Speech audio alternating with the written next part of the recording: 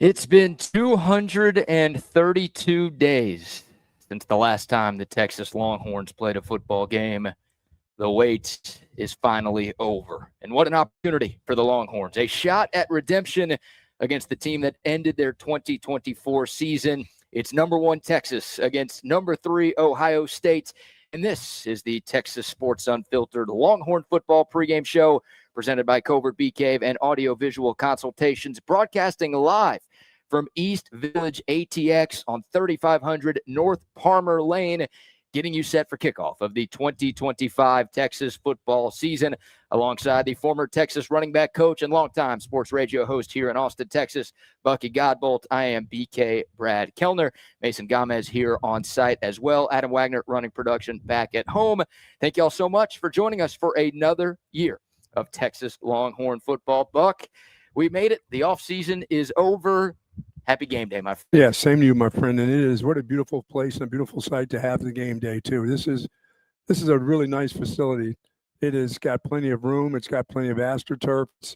It is made for watching football, made for concerts, made for all kinds of event in this area. What a setup here. This is awesome. It is. It's a beautiful time of the morning. It's, folks are still, obviously Friday night, people are still trying to get their sleep on, but it won't be long before kids start to wake up and families start to get ready for college game day, and come along and join us this morning. Really, this is quite the setup, and this is going to be quite the football season for the Texas Longhorns, I believe. Well, we have our speakers out, so anybody around here is already awake. Yes.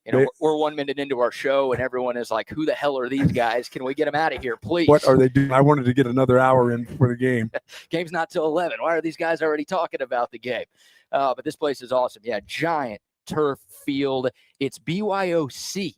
Buck, bring your own cooler. Nice. What you fill your cooler with, that's up to you. You want to load up on the beer, if you want to load up on the liquor, if you just want to bring a bunch of water, you can do that. They got a giant outdoor screen. The sound is going to be on the screen. And I get nervous when I hear about outdoor screens, right? Sometimes you wonder about the quality with the sun.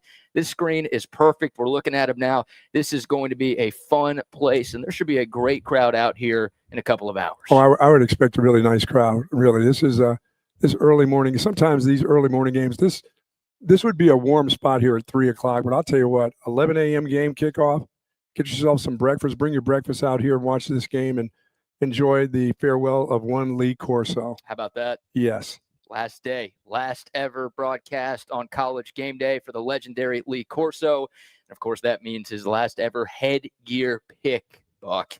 And Lee Corso actually started his headgear bit by picking Ohio State back in the 80s. That was the first game that he ever picked Ohio State to beat Penn State.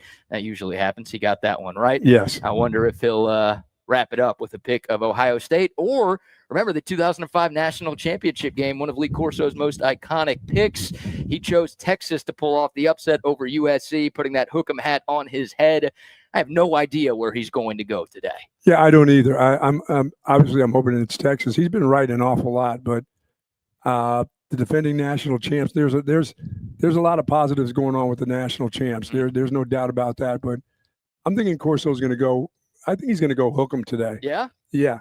I like that. Right there in Columbus. Oh, could you imagine? Oh, yeah. Does he want to go out as a heel? Yes, he does. Be the villain on his way out the door? He's picked Brutus the Buckeye plenty of times. Yeah, he has. He's had some success. Yes, he has. They don't lose a lot of football games. Oh, no. This will be interesting today. And, I'm going to miss seeing him. And I know a lot of people that have wanted Lee Corso gone for years and years and years. And, they just thought as time went on, I mean, for a guy his age to hang in there and do the things he's done, and I don't think they bring him up as a prop. I think they truly respect what he's done, and he comes along and he's got some interesting comments, to say the least. Sure. As we get older, that through dealing with me every morning, I have some interesting comments as time goes on too. But I mean, I've enjoyed all of the time with him. I've never been one to say, oh, it's time for that dude to go. I mean, that's up to ESPN. That's up to the rest of the guys, the rest of the characters that are on that show. Those guys, if they had it their way, they would keep that dude around until they carted him off. Yeah. He's gotten older. Sure. And they have dwindled down his bits and segments over the years, but Yeah, he's been a staple on this show and really a staple of college football coverage for decades now. Yes. And he will be missed. I mean, that's one of the million storylines that we have in this game. This is number 1 versus number 3 in the AP poll, but it's number 1 versus number 2 in the coaches poll. Obviously, a rematch of the college football playoff semifinal game, which didn't go the way that we wanted. And, I mean, 2 blue blood programs, so much history, so much tradition, so much pageantry. It's obviously the first time Texas has played in Columbus since 2005. Of course, the Longhorns went up to the shoe in week 2 of that season, won by 3 en route to an undefeated season and obviously a national championship. But those are the expectations for the Longhorns. We'll obviously dive into this game from every angle over the next couple of hours. But just looking at this season as a whole, when you start the year as the number 1 team in the country and you're coming off of back-to-back trips to the college football playoff semifinal and you've got A. Manning as your quarterback, it feels like the stars are aligned. And I know for a lot of people out there, this is a national championship or bust type of year for Texas. Yeah, I would be satisfied if this group got back to where they were last year. There'd be people would be so disappointed. I would not be disappointed whatsoever because that's hard to do. To do it 2 times in a row is hard to do. But the expectations are a little bit higher with Arch Manning as the quarterback. And not just Arch Manning, but the surrounding cast that he has, and especially on the defensive side of the football.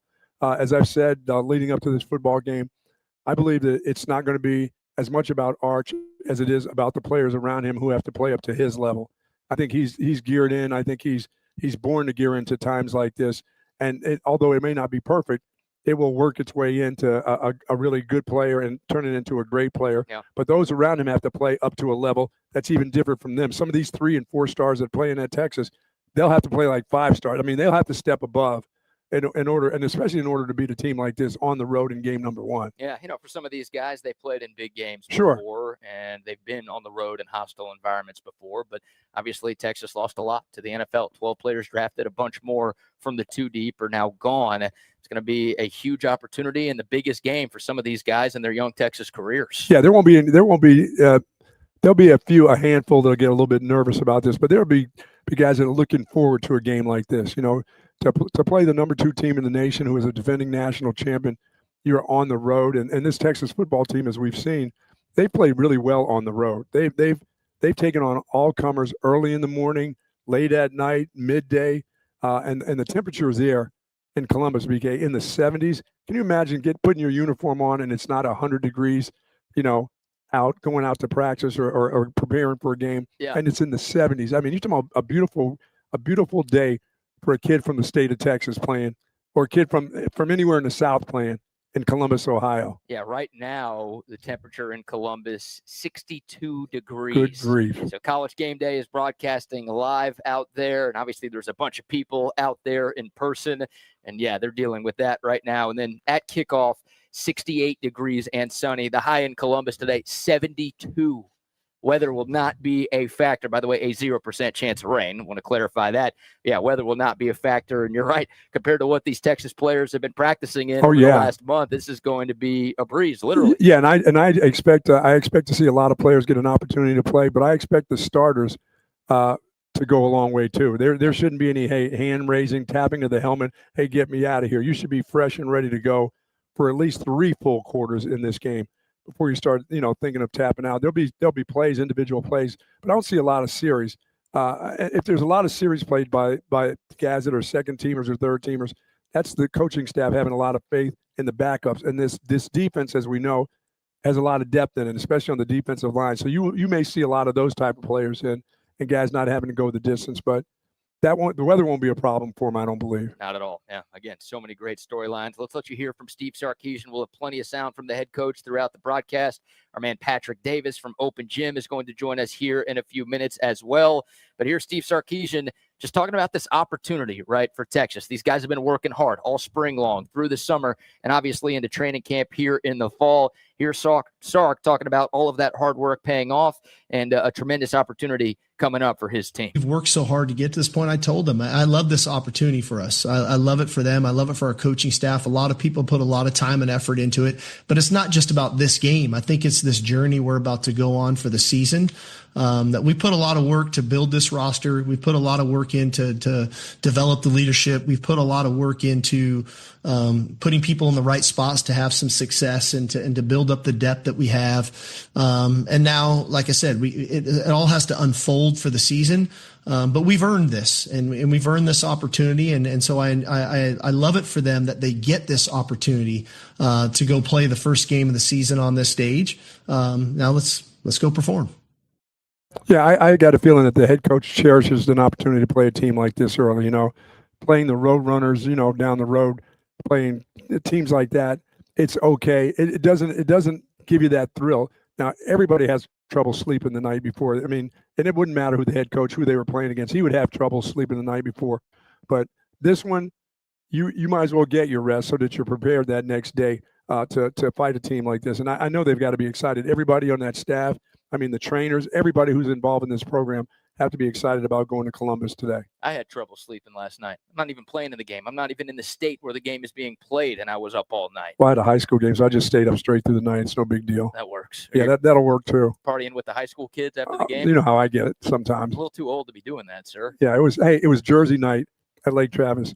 So they had jerseys from, whose jersey they did not have? Yours? Micah Parsons. Oh. I didn't see one of those. Sorry about that, Cowboy. Might as well get that in today. They didn't have any Packers, Micah Parsons? No, they didn't have those yet. Those aren't available for purchase? They didn't get from Amazon yet. Soon, though. What a troll that's going to be. Oh, my goodness. Cowboys fans everywhere.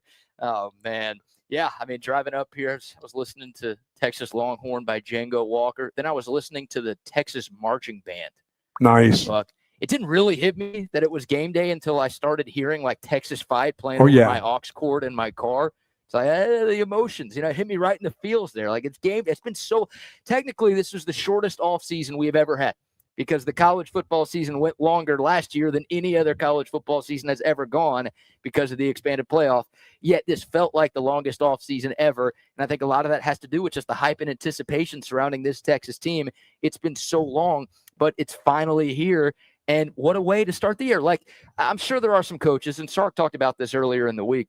Maybe you'd rather have this game in week 2 or week 3 so you can learn a little bit about your team. But what an opportunity at stake for Texas. Obviously, this is great for college football fans everywhere to get a marquee matchup like this, 11 a.m., the first Saturday of the season. But what a chance, obviously, to avenge the loss to the team that knocked you out of the playoff, but also just to send a message to the college football world that, hey, we're here. We're legit. We can win big games. And the last couple of years haven't been a fluke. We are here, and we are here to stay. Yeah, that's what I said. That don't discourage the fact that you played in 2 semifinals. And although people are looking for higher expectations, don't let that go to pass that you've done such a good job over the last 2 years getting to that point. Now, how do you get over the hump? And it starts today. It truly starts today. This is the kind of team that you didn't run the ball well against. These are little things that happen to you in a game that cause you to lose the football game. Now you can avenge that. It's not getting revenge. It's avenge the things that you did wrong in a game just a couple months ago. So what a great opportunity it really is. And when you talk about, listening to the Texas band, coaching at Texas was such a joy for me, but it's really interesting that I enjoyed coming to the stadium early to listen to the band. I would, sometimes I'd get in my car instead of taking the bus over with the team coming back. I would get there another 45 minutes early, and the band was doing things on the field. And it was crazy because at that time they had the track around the football field. Yeah. And when the band came in and came through the tunnel and they rounded the track, it was unbelievable. There were times when at halftime it was almost like I didn't want to go in to hear Makovic talk. I wanted to see when the band came out, and especially when it was Texas versus Texas A&M. Sure. I wanted to hear both bands. So they're talking to the team. I go in and say a few words to my guys, and I said, listen to the head coach because I'm going to go out. I got to listen to the band. And it's just a pageantry of college football. Yeah. And this is 2 big-time bands, too. This will be something at the shoe today. No doubt about it. And Texas is currently a 1.5-point underdog, according to ESPN, but there's been so much line movement in this game. This thing opened up as Ohio State -3, but over the last few months and really over the last few days, this thing has shifted dramatically. Yeah. I think everyone knows the story. Some guy went into Circa Sports in Vegas and put $500,000 on Texas. And for a moment, that shifted the line at Circa, and it had the Longhorns as a 1-point favorite for a while. Now at Circa, this is a pick'em game. Again, I think most sports books, Ohio State is still a very, very slight favorite. But that's how close this game is expected to be. There are some books that think Texas is going to win, some that think Ohio State is going to win. You couldn't ask for much more in week 1. When they named their starting quarterback, things started to shift a little bit. Which is weird. Last week. it's almost like the Ohio State fans were like, "Oh, wrong guy." I mean, and it may obviously it showed in Vegas because the line started to shift just on knowing who their quarterback was going to be. So I don't know if the fans are happy with who they chose as who Ryan Day has chose as the head. I mean, as the quarterback for this football game, but it did shift the line a little bit. Mm-hmm. It did. And I think Julian Sain was the favorite to win that job pretty Right. much throughout the offseason. So I'm a little surprised by that. But, yeah, once it became official, maybe people started looking up Julian Sain and realizing that, no, this guy's never started a game in his life, and he's only thrown 12 passing attempts in the college level. Maybe that changed people's opinion a little bit. More sound here from Steve Sarkeesian talking about his team's week of practice and preparation for today's game. I think from our perspective, a really good week of work for our players. I thought they've done a great job of focusing on the things that are important to performing on game day. There's been really good intentions in practice. There's been really good physicality and speed. Been a tough week. We made it difficult on them, especially in the front end of the week. But I love the intent that they had, day in and day out, not only physically, but mentally, to prepare to perform. Obviously a heck of a challenge, very good football team, tough environment to play in. But all those things are why you're here, right? This is why we're at Texas, is to play in games like this. And, we've been fortunate. We've been exposed to games like this in the past. And I think we've got some history and some leadership in our locker room to lean into for those guys that have been in these moments before to go out and perform the way we're capable of performing. When he talks about the mental preparation, I said yesterday, BK, the fact that, over the last couple of days, we've had some of our highest temperatures, and to keep that mental focus, it's game week. And, you can talk about it all you want to as a player. Oh, I'm really focused in. I'm listening to everything the coach says. But inside that helmet, when it's like 200 degrees and the game is Saturday, and you've got a couple of days where, now it's kind of Thursday and Friday, your attention span kind of drifts a little bit. Yeah. And it's hard. And for him to talk about how mentally prepared he thinks his football team is, I mean, that's good to hear. There's not guys kind of wandering and drifting around because it's a little too hot, but the game is close. The real physical part of it we got to go do. But the mental part is and the preparation is really, really important. And the Thursday and Friday and getting ready to take a trip like this is important.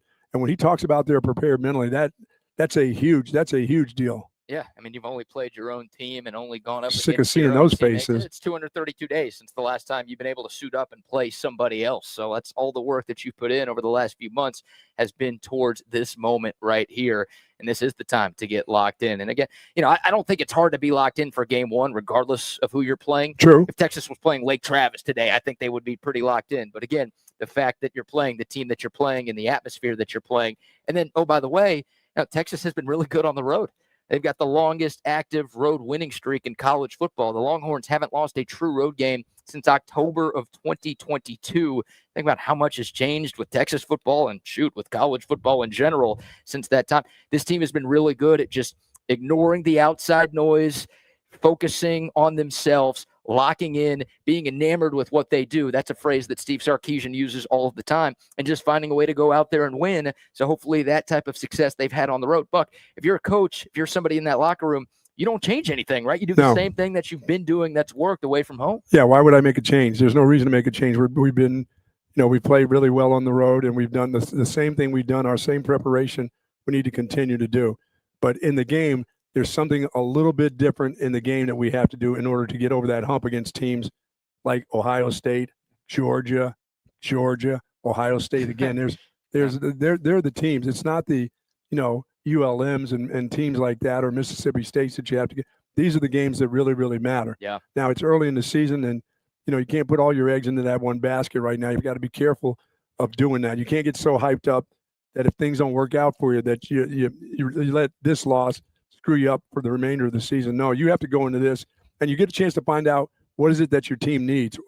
We've got enough skilled kind of players. What is it that we need to tweak?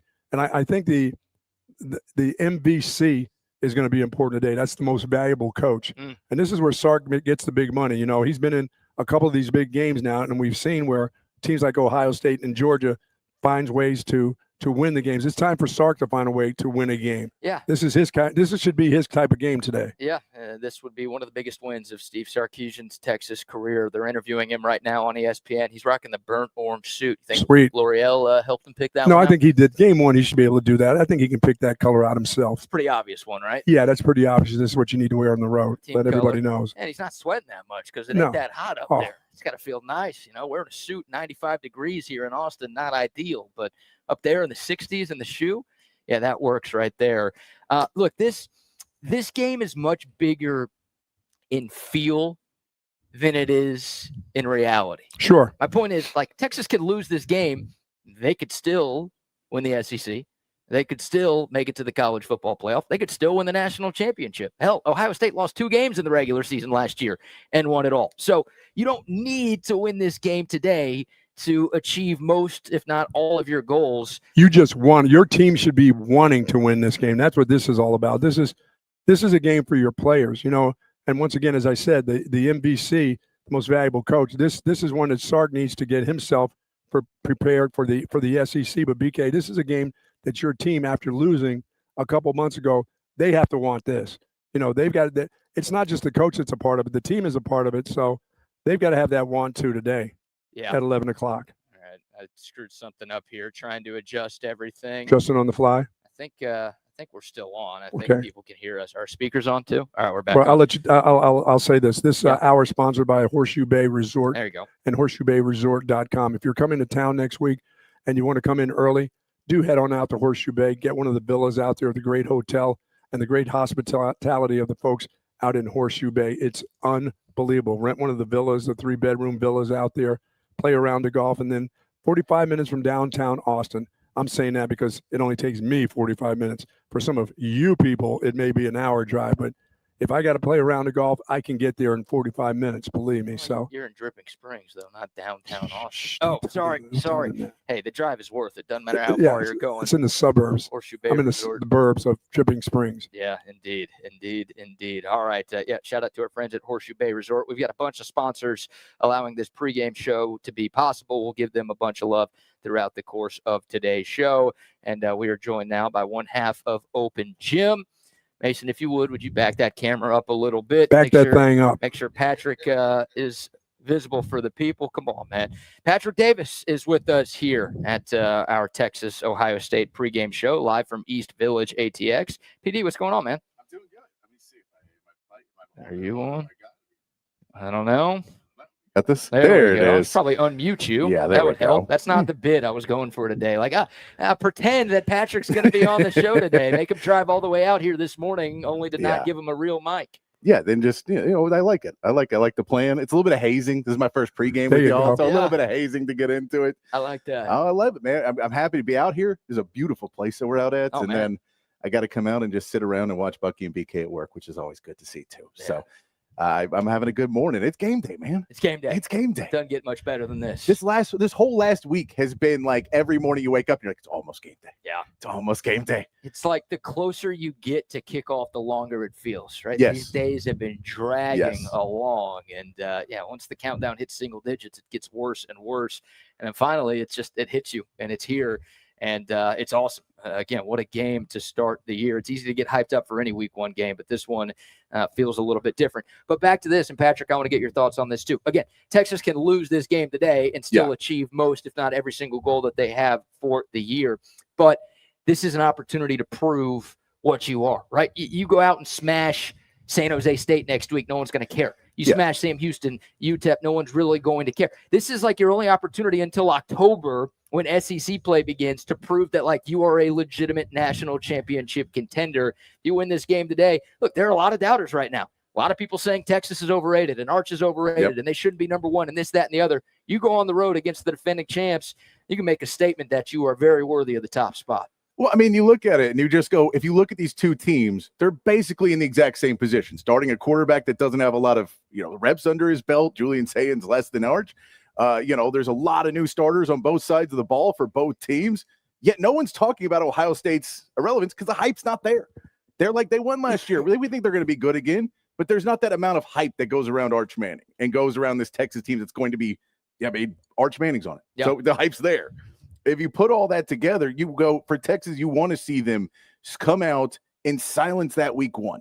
Have a good week, play good football, and let everybody just get back to it, because next week they're going to be talking about Oklahoma and Michigan and going, is Michigan back or is Oklahoma back? Yep. That's the conversation next week. And Texas can go in the next 3 weeks and just go play football and focus on what matters. But you get a big test week 1 and you get to go out there and kind of silence it, or you get to have 3 weeks where you think you're not good enough, where that false start sits on you for 3 weeks until you go to Florida. So that's why it's a big game, because mentally you don't get to have any retribution for any of your mistakes till Florida.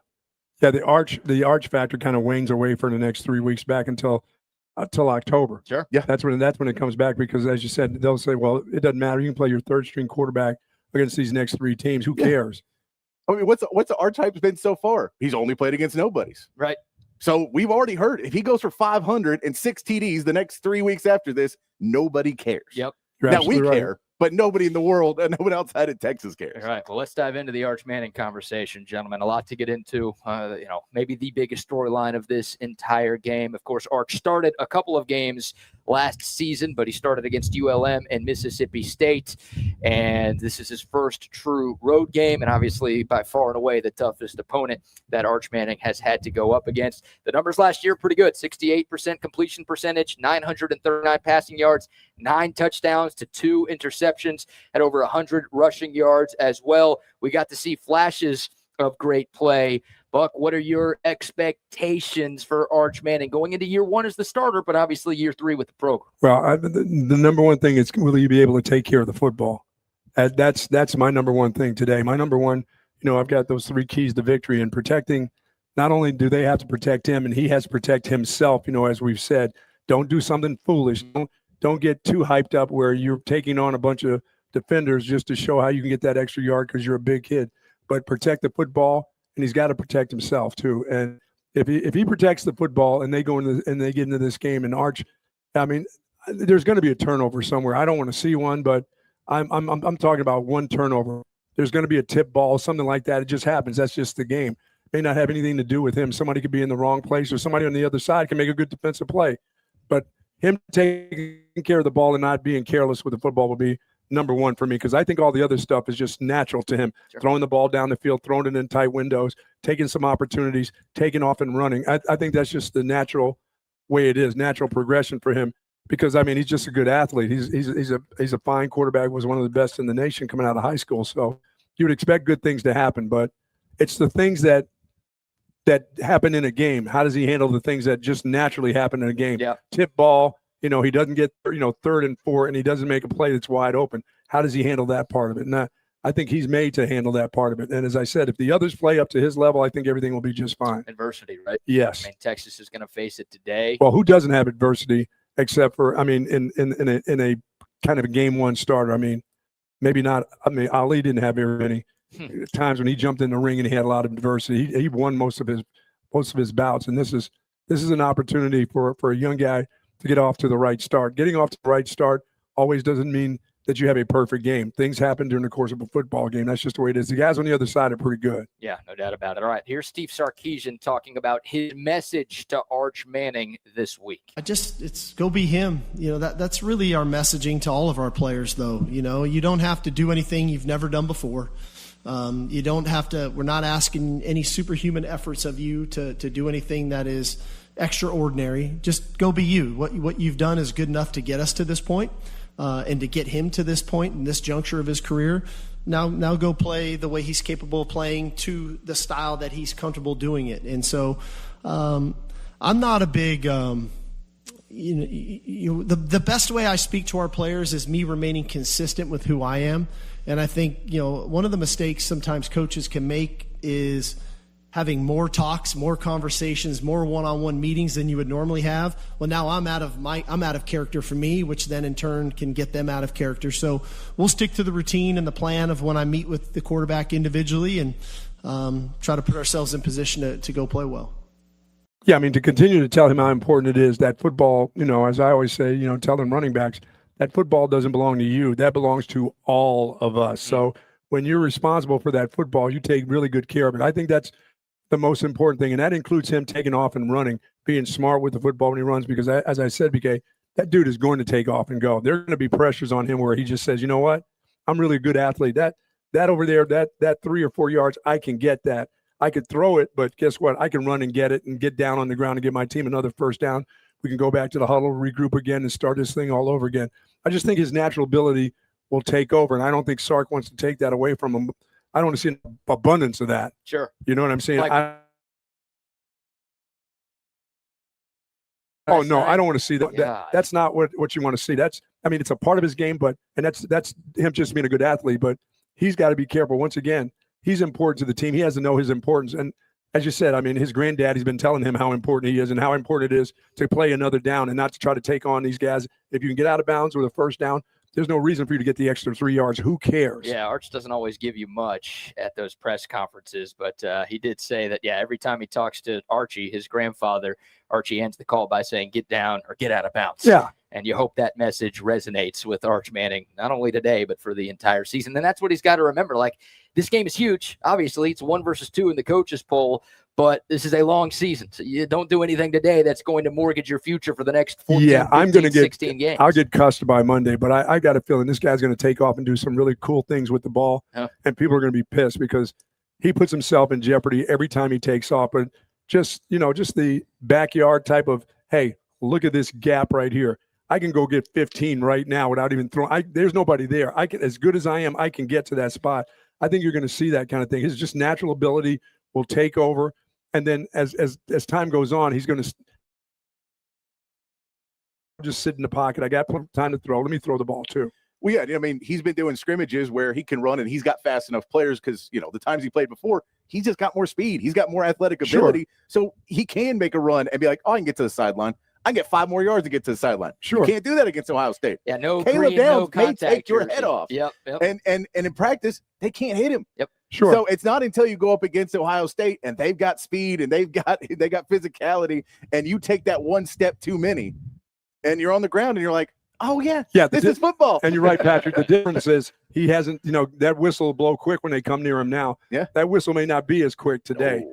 And those guys are as good athletes as you have that you've been going against. Now, you've gone against some of the best in the country every day at practice, but the whistle is blowing and the head coach is blowing. Do not hit him. Do not hit him.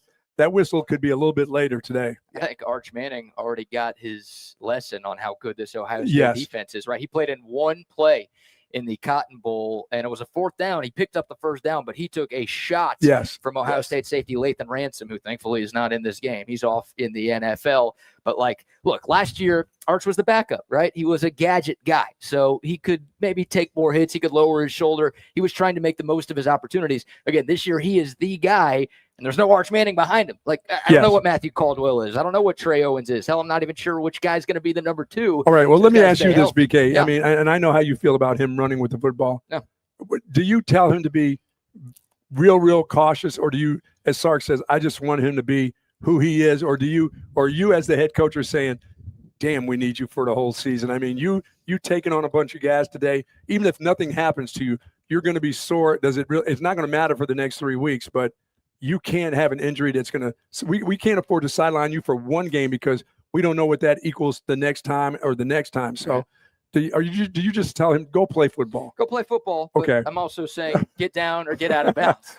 Don't take unnecessary hits. Look, I think you're right, Buck. I think if there's an opportunity for Arch Manning to dive for the pylon to get Texas in the end zone, he's probably going to do that versus just sliding at the 1 yard line. I think if it's a 3rd and 1 or a 4th and 1 and he's got to lower his shoulder to pick up the first down, I think he's going to do that versus just, coach said get down and my grandpa said get down. No, he's going to do that. So it's natural that you're going to take some hits.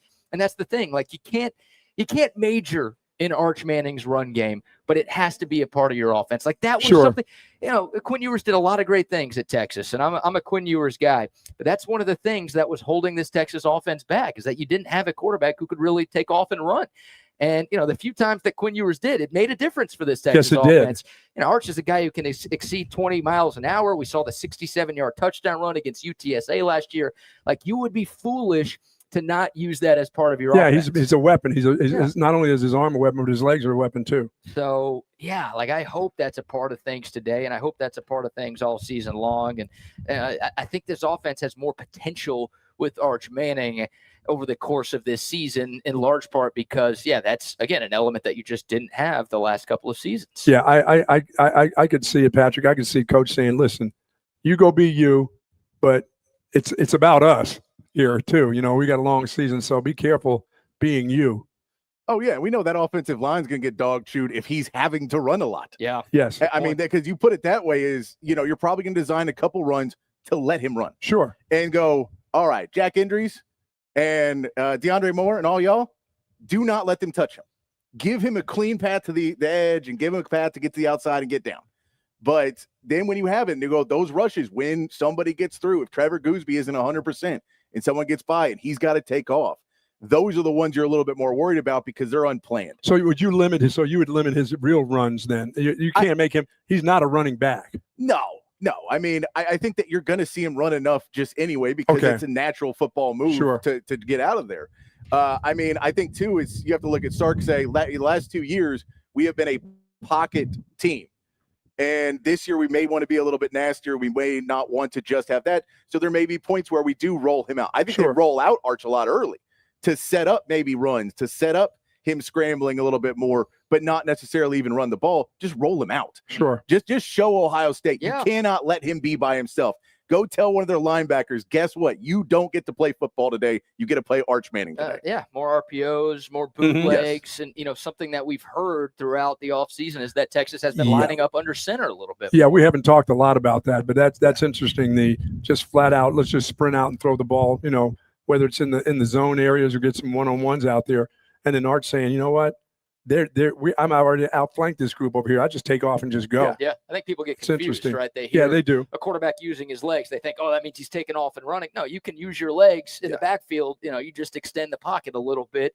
You extend plays, or you have those designed rollouts or bootlegs that makes it a lot tougher to defend as well. Yeah, I just don't want to spend the day holding my breath every time he drops and goes or whatever. But holding your breath is okay. I'm going to be crapping myself here at East Village. I have to be far away from everybody else here. There's going to be some weird smells. Oh my goodness! But that's I think most runs you're going to see they want him to get to the outside because it's just more natural to run out of bounds than it is get down for quarterbacks. You're right. Yep. And so if you have him run up the middle or anything like that, now you're trusting him to not lower his shoulder. Yeah, you're trusting him and defense will surround him and hit him. No matter what, if the flag, they're going to take their chances at saying, "Oh, he slid late" or whatever. So I'm trying to put him on the outside. Let him get out of bounds. Did you guys hear the breaking news? What's that? The guest picker for today's College Game Day broadcast is a guy who is beloved by both Texas and Ohio State fans. A guy who's been a part of both coaching staffs over the years. A guy who's just a fan favorite. Tom Herman is going to be the guest picker today. That's not true. Okay, thank you very much. You almost ruined the day for me. We all would have loved to see Tom Herman have to explain how he thought about USF winning against Boise State and looking really good against his nemesis. Yep. Oh my God, that would have been hilarious. I wish College Game Day would have done that today. They don't have the balls to do something that cool. I don't know if I would say balls or brains. Yeah, I think they got his brains to not do something like that. Here's one more from Sark, bringing things back to Arch Manning. Steve Sarkeesian was asked, "Hey, why are you confident that your quarterback is ready for this moment?" He's just prepared well. He's practiced well, and he's had to go against our defense every day. He's been in these environments. It's not like we didn't put him in the game in the semifinal game last year. We put him in the game at Texas A&M. He's had to go in. Now he just gets to play more snaps, which I know he's excited about. BK, I think the number one thing is the fact that he's playing against the guys on defense every day. He sees good players every day. Every time that ball gets snapped, there's somebody on the other side of him that's a lot better than some of the guys that he's going to play against throughout the entire football season. And he gets a chance to see that every day. And that can only sharpen you up, I got to believe, Yeah, I think Texas has the best defense in the country going into this season. So, he's gone up against great talent every single day for the last 7 months, getting ready for this moment. And look, Ohio State's got some dudes. Obviously, Caleb Downs is the guy that everybody knows. Sonny Styles is an All-American caliber player at linebacker. It's Ohio State. They bring in unbelievable talent every single year. But, this shouldn't be a huge step up from what Arch Manning has seen in practice in recent months. So hopefully that stuff has gotten him ready to go for today. Yeah, and a ramped-up defense that's ready to go. These last 2 weeks, with this defense, and we've heard during practices that the defense looked really, really good early. in the summer practices, and the offense started to look a little bit better. But I'll just say this: that can't do anything but sharpen you up. I mean, to play against a defense like this, against some of the best players in the nation on a day-to-day basis, you got to be in the locker room, dressing with those dudes, looking at those dudes. Those guys are looking at you and say, hey, you're about to get it today at practice. And you're thinking, when can we play the games? I'm sick of this. Talking about guys dressing up next to each other. Oh, yeah, I'm sorry about that. You're going to get it today while they're putting on clothes. I mean, come on, That's man. weird, man. These aren't football terms that you're saying here, man. Gross. It's game day. Oh, my God. All the terminology is coming out today. All right, PD, I want to get your thoughts. Bucky, I asked you this yesterday, but we've got some prop bets for Arch Manning, some over-unders for his personal stat line, so I want to get your take. We've got passing yards, passing touchdowns, rushing touchdowns, and interceptions. We'll start with the yards. Over under 239.5 passing yards for Arch Manning today. I'll go over on that. I think they get into it a little bit. I do think they end of the game, they're going to be running the ball a ton. I think you run the ball early in the middle, but in between, you're going to try and air it out a little bit more. I do think Sark has way more confidence in Arch Manning than anybody in the media is giving him credit for. As much as they can go, he hasn't really played. Like, Arch has been in this system, and Sark has been ready to pull that trigger for a while. He just didn't want to. He's not going to upset Quinn, and he wasn't going to put him in before he was ready to go. I think he has utmost confidence in him, and he's going to go out there and try it. And Sark's always been really, really good at giving you safe plays at quarterback. Yep. And so I think that we're not looking at too much more. I put him somewhere between 250 and 300. Very, very interesting, Patrick, that you say that, because I've been along the lines of being careful, watching out, be careful of his psyche, putting him in situations where the ball gets turned over. But Sark's been waiting 2 years for this guy to be the guy. I mean, why wouldn't you just let it go? I mean, I'm about to let this thing go on college football. You may be right. It'll be interesting. I would think Longhorn fans would like to see him. Hey, let him go. It's time. Yeah. Let's go. We've been waiting. We've been hearing about it. The nation's been hearing about it. So let him go. And I'm more apt to let's just let the other players be a part of it, Yeah. I mean, look at it in the fact of how Sark is one of the best coaches in the country at setting things up later in the game. And he's early going to get play action, all those other pieces to get it to where he trusts Arch Manning to go, when you got single coverage to Ryan Wingo on the outside, send him. Yeah. Buck, you said just go. Buck, you said yesterday you were taking the over. You sticking with the over? I'm still sticking with the over, yes. Okay, what about passing touchdowns, PD? 1.5 passing touchdowns for Arch Manning today, over or under? I'm going to go under on it. I think he has one, but I think they're going to run the ball a lot in the red zone this year. I think they will try and push it. So I think you probably get one on it bigger. But I still can't believe that their red zone is going to be great. And if I think it's better, I think it's because CJ Baxter's back and playing well, and they're able to get consistent runs in the red zone and get 3 or 4 yards and just move the ball down there. So I think you'll get more rushing touchdowns. I also think this Ohio State defense is good enough that we're not putting up 50 points. So it's a little bit harder to get a lot of touchdowns. Buck, I think yesterday you also said under. No, I think I went 2 in the passing and 1 in the running for him. Yeah, you're right. I beg your pardon. Yeah, I think two passing touchdowns is okay. I think 1 at long range, and for me, long range is anything over 25 yards. Yeah.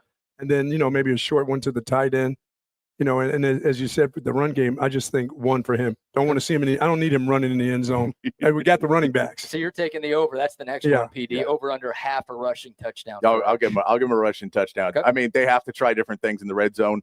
And now that you have a mobile quarterback, you know that you're going to roll him out. You're going to bootleg. You're going to try and push different ways to get him and put him in scenarios to win. And if nothing's open and they just drop back in coverage and try and screw it up, he's going to run. Yeah. Like he is dead set on winning football games. And we know how competitive he is.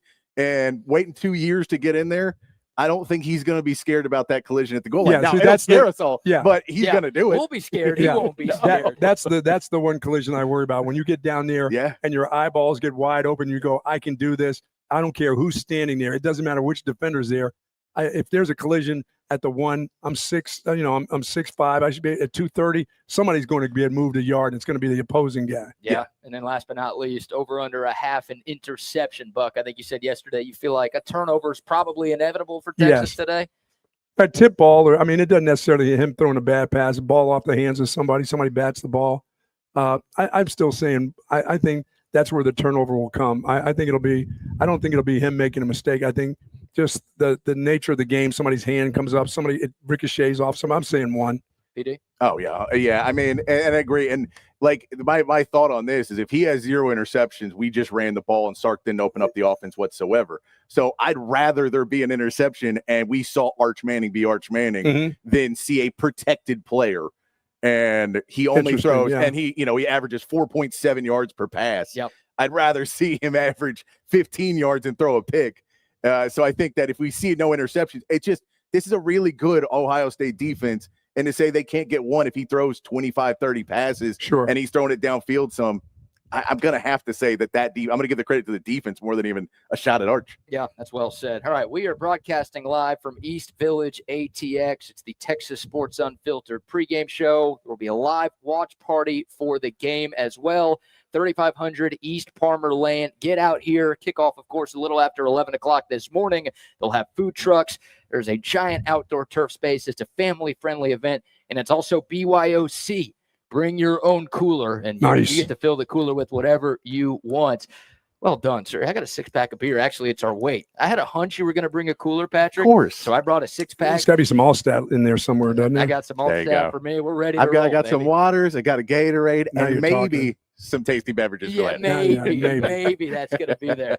All right, guys, this might be the perfect continuation for our Arch Manning conversation, but it's time for our offensive player of the game prediction. This is brought to you by our friends at Moonshine Patio Bar and Grill. We'll tell you more about them in a moment. Buck, I will give you the honors first. Who is your prediction for Texas's offensive player of the game? It will be obviously Arch Manning in his first start. It's got to be going out on a limb there. Huh? Yeah, it's got to be. I as much as I want to see this run game get going and average more than 1.1 or whatever, I'd like to see him start out the right way. And I think this is an opportunity for him to showcase his ability and then once again it's for the coach to showcase the kid's ability and his faith in him.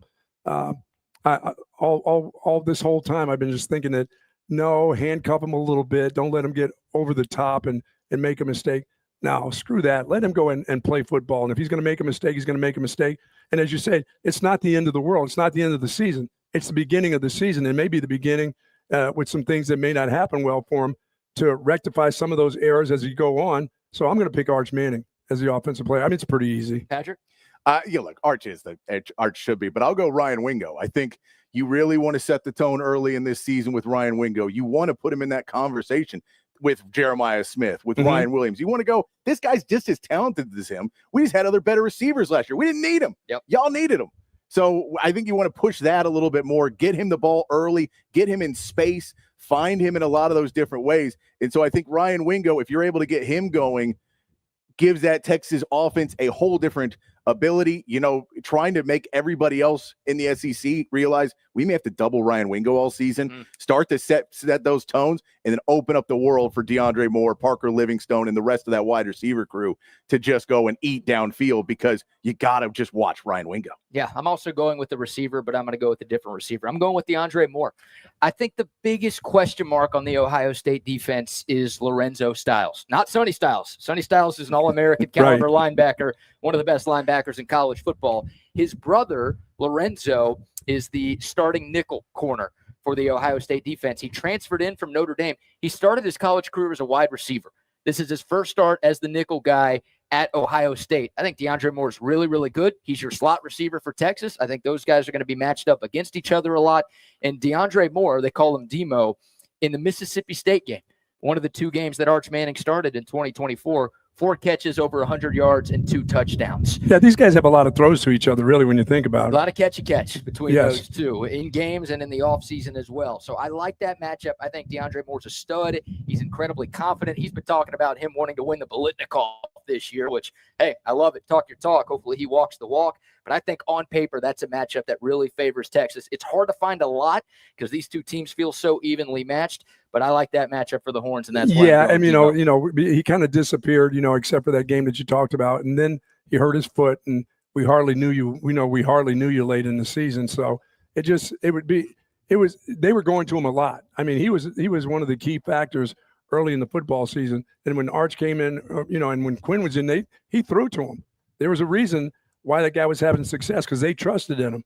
And he doesn't have the greatest of hands, but he seems to find ways to get open and make plays when he's healthy.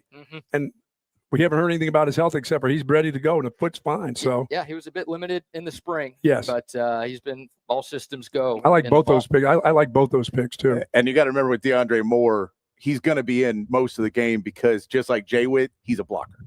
And so Sark wants him on the field in the run game. Sark wants him on the field in the screen game. Sark wants him on the field in all those different places. So just the opportunities that arise from being on the field more because you are also an all-around player. Yeah. Our offensive player of the game prediction brought to you by Moonshine Patio Bar and Grill. Buck, you want to say a few words what a place. I'm telling you. Hey, speaking of brunch, Sunday brunch. Come on.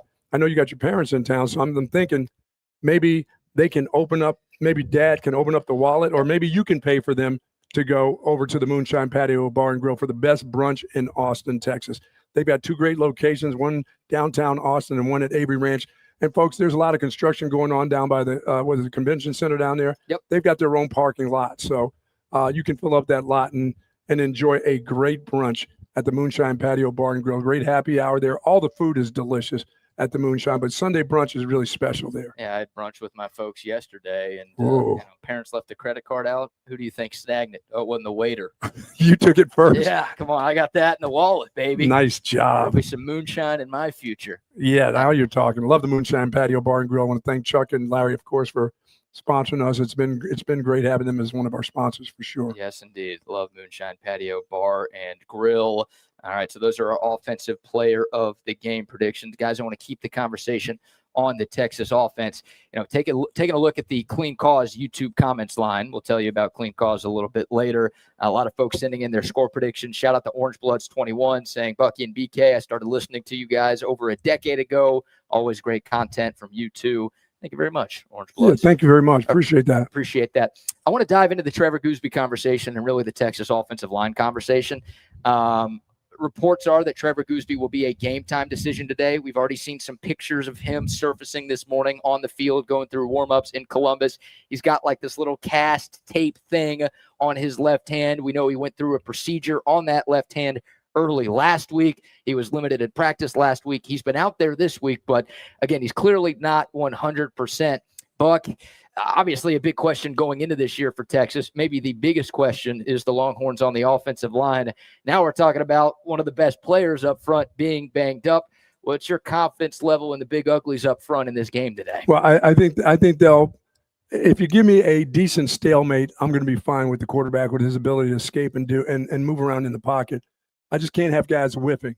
I mean, you can't have a guy just whip right off the bat, and there's somebody in your backfield that not even a running back can get to. Well, with Gooseby, as I said, BK, I just worry that, we haven't, by this time, we would have known, I think, what that injury is. I mean, there's just too much media and too much social media getting there that if it's a laceration, as I said, if you got some kind of cut that has required stitches, you have to be really, really careful because on contact, that thing's going to come open and you still would be able to. Now, these little bone injuries, I'm calling them little bone injuries, but stuff, hairline fractures and all that.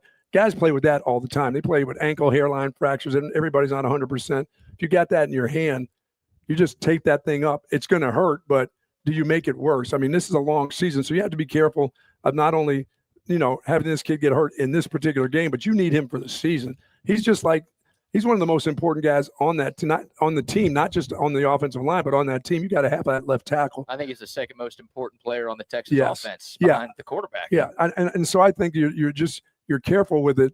Laceration, and plus it doesn't get a chance to heal up. If it keeps splitting open, if you've got a cut and it keeps splitting open, and folks, I may be totally wrong. This is just a guess on my part of what's going on with him. If it's a bone bruise or whatever, and it's just about the pain, sorry, just get on out there and play. If it's just about the pain, I would expect him to go for a long time until he just can't take it anymore. Or if the game is in hand or out of hand, then you get him out of there. And you're going to substitute for him and give him a little bit of a blow. But pain is pain. That's going to be for the entire game anyway. If you've got some kind of bone bruise, but I mean, if it's broken, I mean, guys are there with playing with cast on offense and defensive linebackers. We see linebackers do it all the time. So if it's a matter of pain, screw the pain, go play. But it's those lacerations that continue to open up and there's blood all over the place. And you look at it and say, this thing is never going to heal up. We don't have any time for it to heal up. He just can't play. Patrick, I'll throw this to you. I think I heard you say this Somebody on TSU said this at some point this week. It was a good take, so I'm going to attribute it to you. Hey, your next 3 games, Trevor Gooseby, you got 3 weeks to heal up. There you go. You're right. Get out there and play today against Ohio State. We're not going to need you these next 3 games. Then you've got to bye before SEC play begins. You're absolutely right. This is a pain tolerance thing. And again, no one's 100% sure exactly what's going on. But, PD, this is the time to be out there. Yeah, exactly. And I think you want to go out and test it. You want to push it some. And, you know, it feels like, yes, if there's a setback or whatever, you have 3-4 weeks to get ready again before you got to go play Florida. So you feel pretty good about it. It's been 2 weeks since the procedure, I believe. So you feel good about 4 weeks afterwards. I think you have to go at least put him out there. Yeah. Because you just don't, you know, maybe if Kojo doesn't get hurt, it's a different story. Because then you can say, all right, we feel good. We have 2 tackles. Sure. But you don't. So if you're at this point, and you're not even talking about Gooseby. Gooseby is the secondary point here.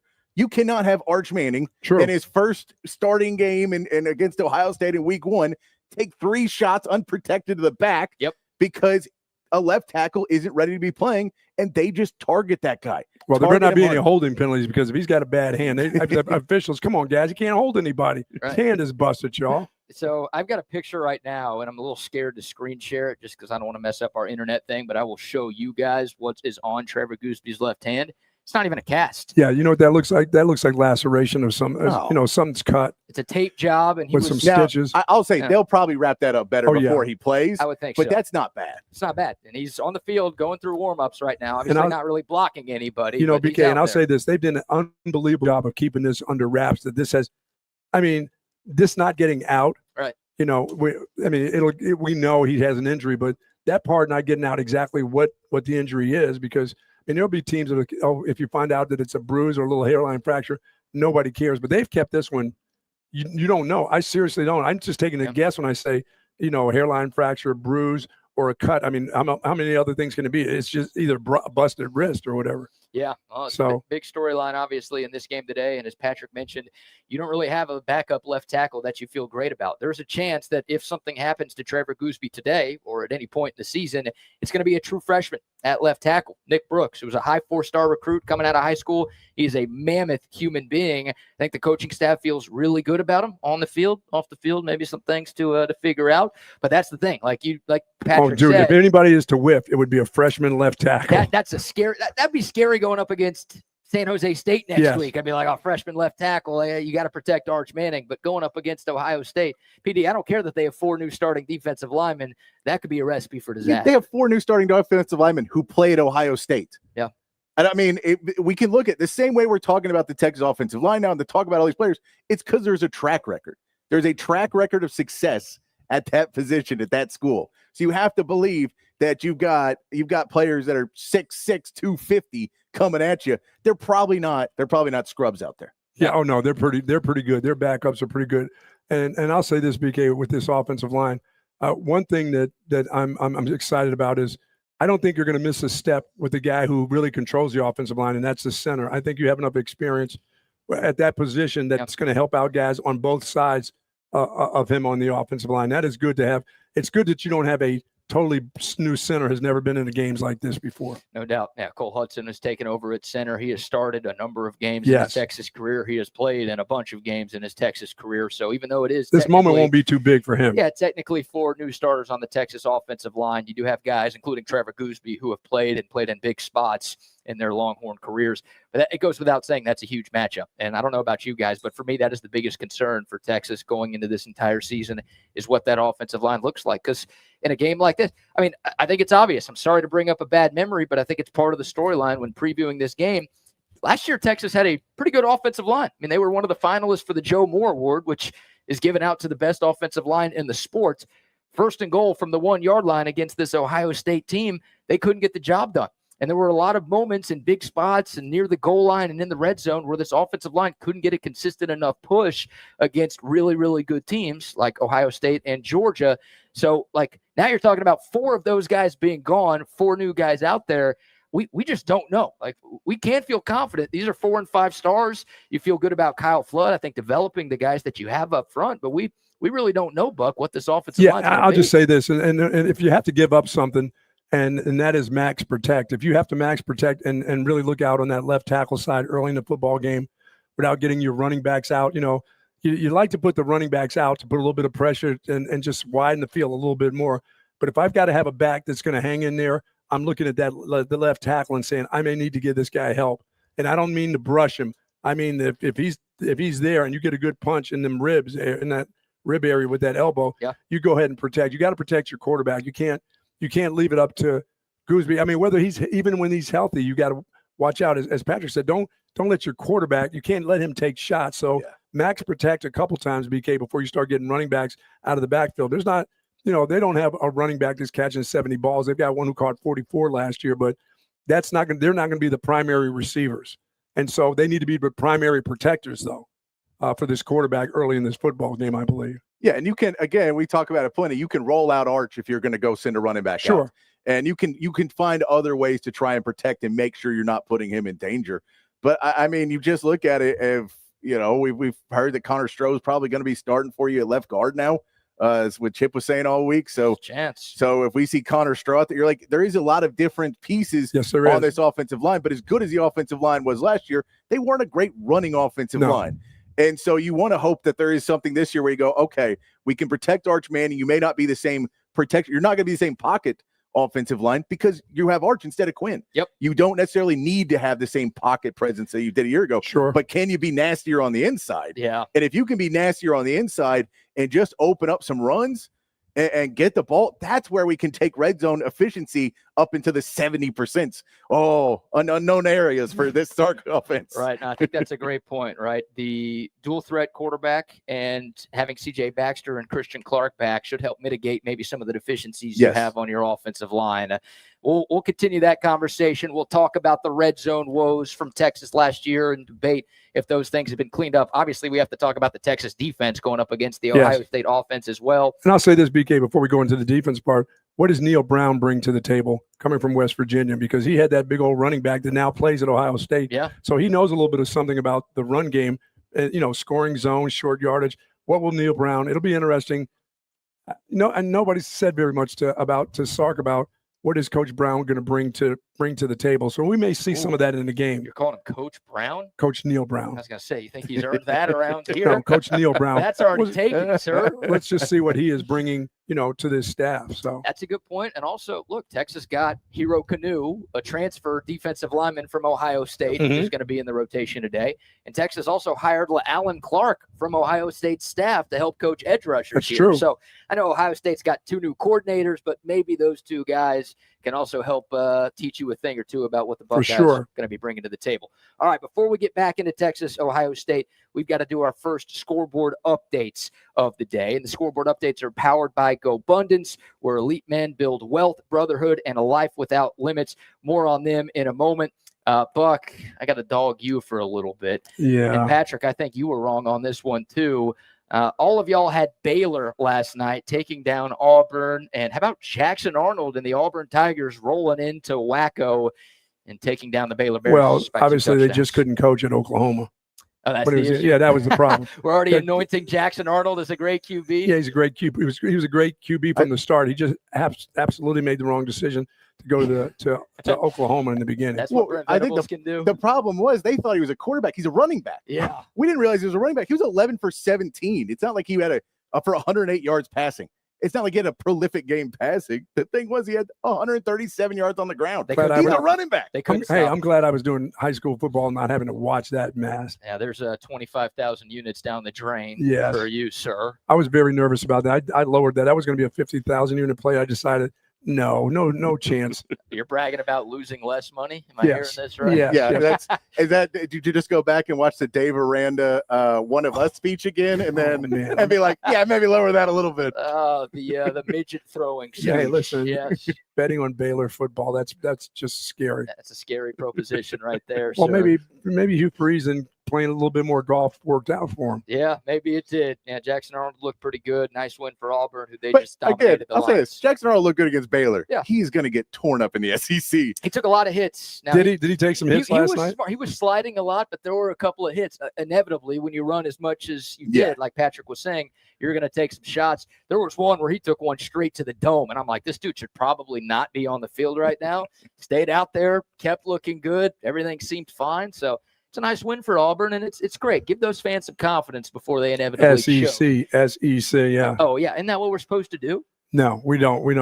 Baylor needs to win that Auburn. game. I only pick SEC teams. Here we go. I'm an SEC guy now. Oh, boy. The whole hype all offseason. Auburn has one of the best wide receiver rooms. 11 completions. They blocked really well. They blocked well. So that was last night. That was the big game, but obviously some other big games today, guys. And, normally if these pregame shows are in the afternoon or at night, we talk about what's going on around the country, but I want to get a couple of quick thoughts from y'all on some of the other big games coming up. The other big game today, the other top 10 matchup today is tonight in Clemson. PD, I'll go to you first for this one. It's number 9 LSU at number 4 Clemson. The home team Tigers 4.5-point favorites. Who do you like in this game? We've made no secret on Open Gym that I have no respect for Brian Kelly as a head coach. I do not think he is an elite level head coach. I just don't have the faith in him to be a great coach down the stretch. I think Dabo Swinney firmly out coaches him. You put it in there. It's week 1. We know the problems that Brian Kelly says. He's changing everything he says, which doesn't seem like a recipe for success.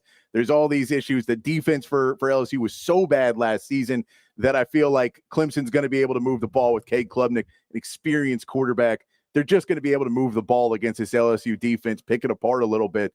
And so I don't think it's going to be that much of a trouble for them to win by 7 or 10 points. Well, if they're going to do something different, they need to win because they lost the last 5 openers. Yes. And I just think for Clemson, this is just a great opportunity. Clemson's back to playing not only decent offense, but they've got pretty good defense. They've got 2 guys that are first round picks on that defensive line, and I think they'll get to Nussmeier. I just don't. I'm like you. I just don't trust. I don't trust Brian Kelly. Well, I definitely don't trust him in openers. How's that? Yeah. I don't trust him in opening games and have his team ready to go. And we saw Clemson last year, and Cade Klubnik, they got a little bit better running game even coming into this year. We know about their wide receivers. I think they'll showcase those wide outs today. And if LSU doesn't get the kind of pass rush, look out, they may get lit up in the other Death Valley. Who knew that I was going to be the biggest SEC homer on the show? Oh, boy. And in the history of the universe. My goodness. I'm taking Auburn the Bayou guy. Bengals, baby. Garrett Nussmeier's wearing 18. Did you guys see that? He's wearing the number 18. That means he has to be good. Those are the rules in Baton Rouge, I think. I'm going LSU. I don't really know why, because I kind of agree with everything y'all said. And I also think Clemson is better on the lines of scrimmage. But I feel like it's time. I feel like it's time for LSU to go out and win a game on the road. And I think there's a chance we see these 2 teams play twice this year. Mm-hmm. I do think both of these teams will make it to the college football playoff. But I'm going to take LSU on the road, finding a win in the other Death Valley. Well, I mean, there shouldn't be the ball shouldn't be there shouldn't be a lot of mistakes at the quarterback position because those are 2 veteran quarterbacks that are Heisman hopefuls, and they shouldn't go out there and make a bunch of mistakes. If whoever runs the ball, last year LSU, they've always got a pretty good running back. They didn't run the ball as well as they wanted to, and they didn't play the kind of defense that they're capable of playing.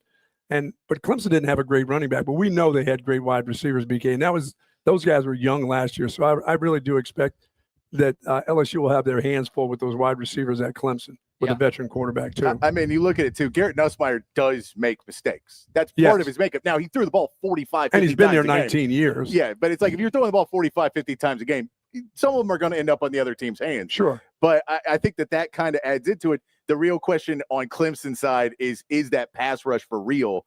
There's been some questions about that defensive line going into this season. If the pass rush is real and they pressure Garrett Nussmeier, he's going to chunk some balls up into that secondary. That's anybody's and ball. I may be wrong.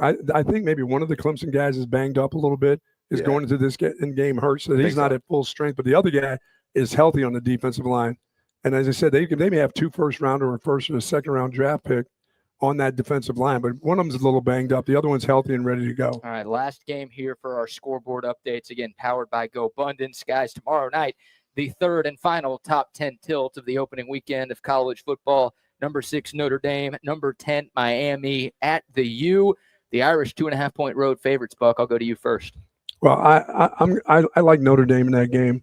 I just think that Notre Dame will come out and run the football at Miami. Yeah. One thing we know is every year Notre Dame has one of the best offensive lines in college football. They just keep replacing guys, and they come up with another great tackle or great center. I think they'll do the same. I don't think we're going to see Notre Dame's quarterback light it up. We don't know enough about him at quarterback, but we know this. They've got a pretty good running back, and they generally have more than one pretty good running back. So I'd expect that they would run right at Miami. What are we expecting from Carson Beck? Is he totally healthy? Because last time I saw him, his arm was on backwards. So I just don't know. And even when he's healthy, he's not a great one. And Miami's missing a few wide receivers. They lost a lot of guys to graduation. So I'm going to give a slight edge to Notre Dame. They're not going to go in there and beat the dog out of Miami, but I think they win a pretty good football game. You do have 25,000 units on the Irish minus 2.5. That's hard to do. Yeah, Patrick, what about you? Yeah, and by the way, last time I saw Carson Beck, he was trying to be an influencer, so I don't know if his head's in the game either. So, I mean, like, there's just a lot of questions on that Miami team. Can we make a Bert Auburn joke, too? Yeah. I mean, are we trusting late-minute field goals? I'm hoping Bert Auburn's better. Look, we all hope. We wish them for the best. Only one guy that doesn't care. BK doesn't care. I don't know if we all wish for the best. I wish him the best. He's on Miami. That's bad enough. Yeah. It's going to be a long season for him in the ACC. Miami's going to be a good team, but Notre Dame just does things well. The only worry I have for Notre Dame is we watch how they started last season. Yes. They had a real slow start. They didn't look great to start the season. They got wins early in the season, but they didn't look really good. The offensive line hadn't melded yet. Everything wasn't quite there. They were a way different team late in the season. So I think that's your one worry is Miami just ready to go week one? But again, I'm going to take Marcus Freeman over Mario Cristobal I don't know if I'm going to believe that Mario Cristobal is going to have it. Is that how you lean, BK? Is about the coaches possibly? Well, I'm a conference loyalist. Oh, boy. And even though Miami's not in our conference, they're in a conference.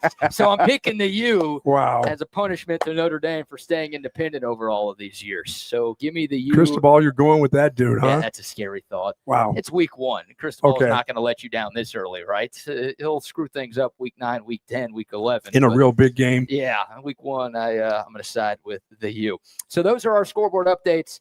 Brought to you by Gobundance. Gobundance. Hey, Daryl K. Royal once said, football doesn't build character. It eliminates the weak ones. That's Texas football. Toughness, discipline, and rising above the competition. That's exactly what Gobundance is all about. A brotherhood of entrepreneurs, investors, and leaders who challenge each other to push past limits and live life at the highest level. If you're ready to level up in business, your family, your health, and in life, Gobundance is your team. Sweet. Join the tribe today at gobundance.com/TSU. That's GOBUNDANCE.com/TSU. All right, back in. Well, to this. Wait, do we get the scoreboard update of how many times Deion Sanders used the on-field bathroom last night? Was there a prop on that? I don't know. Did they show it a bunch? I don't know. Because I was flipping between that and Baylor Auburn last night, so I didn't get a full count of it. But I know they had the sponsored toilet. How comes I never get a nice toilet like that? Why am I always in there with the blue water sloshing around? That looked like a pretty good setup he had. You do like hanging out in porta pots. Yeah. Like even when you don't have to go, you'll just go just for the sake of it. Just be around one. We'll just be looking for the buck for a while, and he'll just be hanging out in a porta pot. Bucky's going to be doing live reads for Depends on Monday. Hang on. Hey, we'll take their money. Yeah, we'll take their money for sure. It's sponsoring us. I don't know about that, but maybe a count for how many timeouts Colorado ended the game with last night. What a disastrous finish for them and their loss to Georgia Tech. All right, guys, let's flip the script. Let's go to the Texas defense going up against this Ohio State offense. Before we even talk about the Buckeye offense, Buck, I just want to get your thoughts on this Longhorn defense as a whole. And look, they're obviously missing some key players, right? Jahdae Barron, the Thorpe Award winner, off in the NFL. Andrew Makuba's gone. Both starting defensive tackles are gone. I mean, there are a lot of departures from that group, but this still feels like one of the best groups in college football. Yeah, and it starts right at the top with their defensive coordinator. I mean, they've got a system in right now that, they replace guys and they replace really talented players, and they've had to do that for the last 2 years. After the first year, I said, there's just no way that you're going to come back with another defensive line and play defense the way you played in year one when they went to the first semifinals. Well, they did, and they did it even better. Can you do that 3 times? I mean, that's, your programs are your programs. The Notre Dames, the Ohio States, the Texas, the Alabamas of the world, they only get to be so bad for so long, and then they just are consistent every year. Is Texas at that point right now? And I think they are because of their defensive coordinator. Not so much, yeah, they're good players, but I think their scheme is just made they look for the players that fit the scheme. They don't look for the scheme that fit the players. They've got a scheme that they want to do. They know the right kind of players that they want for it. And the players seem to understand everything that you're looking for when it comes to stopping the run. Yeah. The pass defense fits right. The linebackers over the last 2 years have been, I think, really, really special. So I'm putting most of the emphasis on their system and their defensive coordinator. He's pretty doggone good. Yeah, he's one of the best in the country, and I think that's a huge part of why Texas has been as successful as it has on defense in recent years. It's a good thing he doesn't want to get out of here. Yeah, it's the continuity, right? Like Texas has the continuity edge over Ohio State in this matchup. But Patrick, it's been a long time since Texas has had a defensive coordinator stick around as long as Pete Kwiatkowski has. Now, some guys get fired, some guys leave for head coaching jobs. PK, like the Buck said, he doesn't want to be a head coach. He's happy at Texas, and that's a good thing for Texas. Guys know what they're supposed to do. They know where they're supposed to be, and that seemingly makes all of the talent departure year in and year out be relatively easy to overcome. Look, and I mean, the words of the day are player development. We didn't go crazy in the transfer portal because they feel good about the young guys they're getting. They're recruiting well. They're developing them. And as Buck just said, they're putting them into systems that they are really good at. So they're developing guys into the systems they want to be. Where transfer, they go, well, we're good and we can probably make him fit, but he's not been trained the way we want guys to do things. And so they've really got that pipeline starting to go for their own players stepping up into those roles, being trained the way they want them to train. We just look at Malik Muhammad and you look at his progress of last year. They told him, you don't have to be a ball hawk. We have other ball hawks. We need you to be a shutdown. And now they go, hey, we lost some ball hawks. We need you to be a ball hawk now, Manny. You need to be able to go out and get the ball, but it's all part of that progression. You know how to shut them down. You know how to do it. We're going to make you the most versatile players you can be, but we're going to do it in a progress, in time, and step y'all up into those situations. And that, to me, is that player development gives you that continuity and gives you that ability to keep guys in there, because you can have the same coordinator. If you're getting transfers every year, there's still no continuity. Yeah. Texas. Yeah, and BK, the guys that they've gone after, I mean, you go to Purdue and grab somebody from Purdue, I mean, people are going to go, really? That's what you found to bring here? Well, there's a reason why. I mean, he fits what they're looking for. He's not just a guy who's a numbers guy. He's somebody that they think he can be productive in what they do on defense. And I mean, that's the part I really like. As I said, I like the way the defensive style is, because now you talk about culture on your team. They have a culture on this defense again.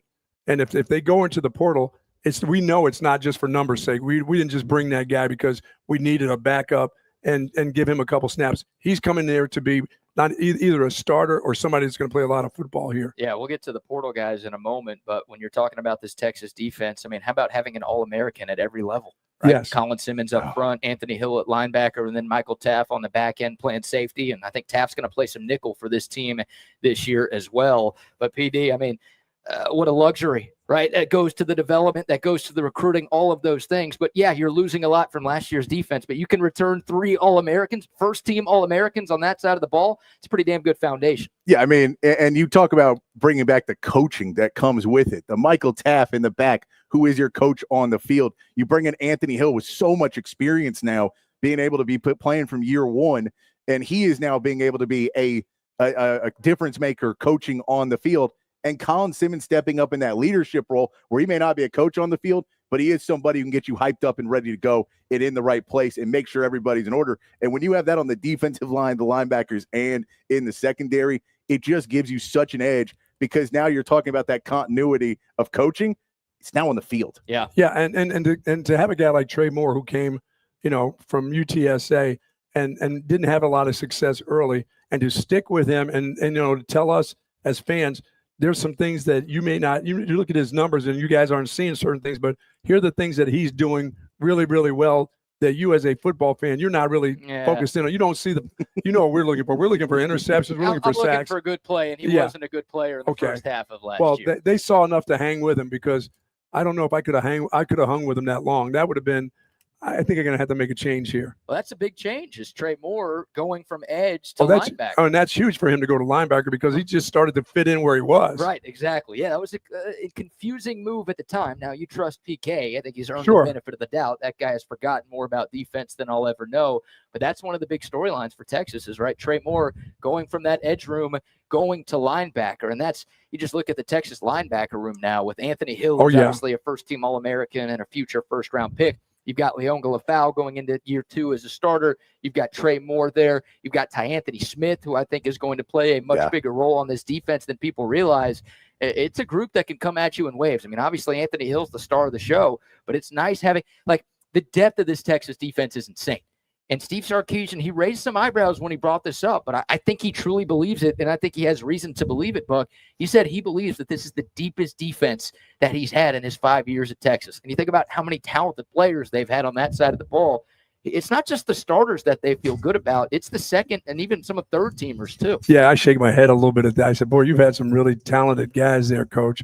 And depth-wise, even when they took the starters out, some of these other guys were pretty doggone good. So once again, I'm going to trust in his foundation and what he believes in, and so it'll be interesting to see how this and for us as fans looking at the linebacker area today will be that's going to be different for me seeing Trey Moore play inside, and kind of figuring out does he really fit there or not, and if he fits, it'll be pretty natural. It won't be something that really stands out. You'll just say, you know what, that guy's pretty good inside. Yeah, and I hope Trey Moore blitzes from time to time too. I mean, we know Anthony Hill is an elite blitzer, right? Started his career as an edge rusher. They moved him off the ball last year. Still was second on Texas in sacks, trailing only Colin Simmons.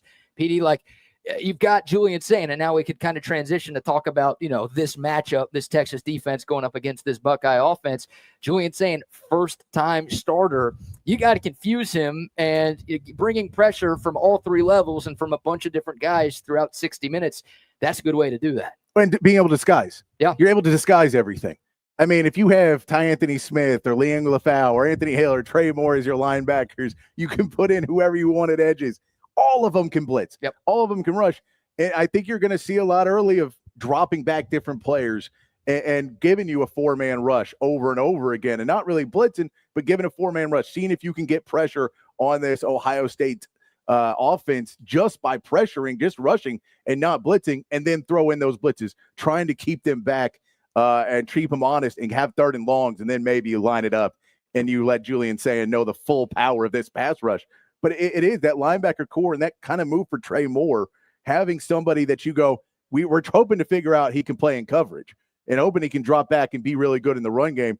But I think his added ability of being a natural pass rusher and maybe being able to see it a little bit better from where he's at may help him out. And I'm really excited to see what they're able to do, because this is a pass rush that we're at least here at Texas believing should be the best in the country. Yeah, I mean, last year at the end of the season, when that guy was getting in passing lanes, getting his hands on balls, and I was, even out from the outside, I'm like, this guy gets it now. He knows how to jump, bat balls down. He understands well. It's going to be interesting to see how he does from the inside, BK. Can he still be that effective in pass coverage and dropping into zones and dropping in underneath? I mean, if they can do what they did with the big guy, number 33 last year, and his success at linebacker, who I thought looked like a guard at times. Oh, David Benda? Oh, when David Benda became such a productive player, the system or the coaching was fantastic, because he was a good player, and he was just going to be an okay college football player. But they did something to him to really spark him in the year number 2 in that system. He was really he was a fantastic football player last year. That's a lot of work on his part, but I think that defensive staff did a great job with him. Well, now let's go to our defensive player of the game predictions, brought to you by our friends at Kenfield Golf Cars. We'll tell you a little bit more about them in a moment. Obviously, a lot of guys to choose from. This defense is loaded with talent. Steve Sarkeesian mentioned that we could see 30 different players get snaps on the Texas defense today, which feels like too much, but we'll see if he's true to his word on that. But, Buck, you've got the honors. Who is your defensive player of the game? Well, against this offensive line, I got to see Colin Simmons have a great game. I think I want to hear his name a lot in this football game. He's a great player. He's a young player, but he's a great player, and this is a great opportunity for him. This game right here will make him some money. down the road right here. This is the kind of game that when you're on that defensive front there, this is how you make your money right here against teams like this. You know, you play well against the Texas El Pasos or even, you know, Mississippi States. But in this particular game, this is where people say you're playing against NFL type of guys in the trenches. If he stands out today, I think this will go. It's going to go a long way for him and the football team today. I think he's going to be the MVP. Mississippi State catching some strays today. Man. Yes, they are. Sorry about that. You're like comparing them to Sam Houston and UTEP. Are they that bad? I hear about their quarterback. He can't play defense. Oh my! Although God. he'd be one of the better defenders they have. Yeah, big matchup today though. Colin Simmons. I mean, Ohio State lost both of its starting tackles from last year, so their 3 interior guys are back from 2024. Yes, but a new right tackle and a new left tackle. So an opportunity for Colin Simmons to make some things happen. PD, what about you? Who's your defensive player of the game predictor? I'll go Malik Muhammad. I think this is a big game for him.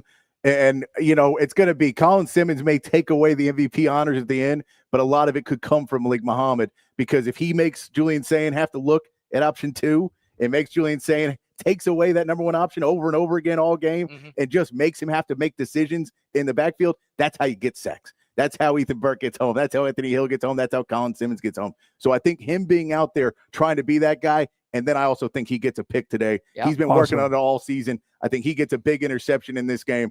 And for Malik Muhammad, it's just if he can go out there and once again shut down one of their wide receivers.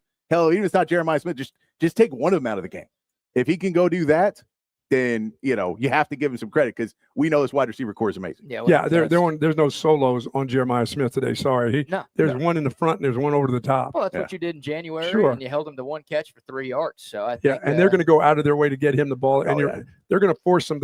This quarterback is going to try to force some things to him that he is going to be in that quarterback's ear on the sideline going, hey, it may look like he's covering me, but I got him. Okay. Hey, Jeremiah, just throw there's 2 guys on you. I don't care. Yeah, that's right. Hey, look, I don't know if I would trust anybody on Texas one-on-one against Jeremiah Smith. I don't know if I would trust a lot of NFL defensive backs one-on-one against Jeremiah Smith. But throwing a double coverage against the secondary, I'll take our chances. Absolutely. I'll take our chances if Julian Sayin wants to take those risks there.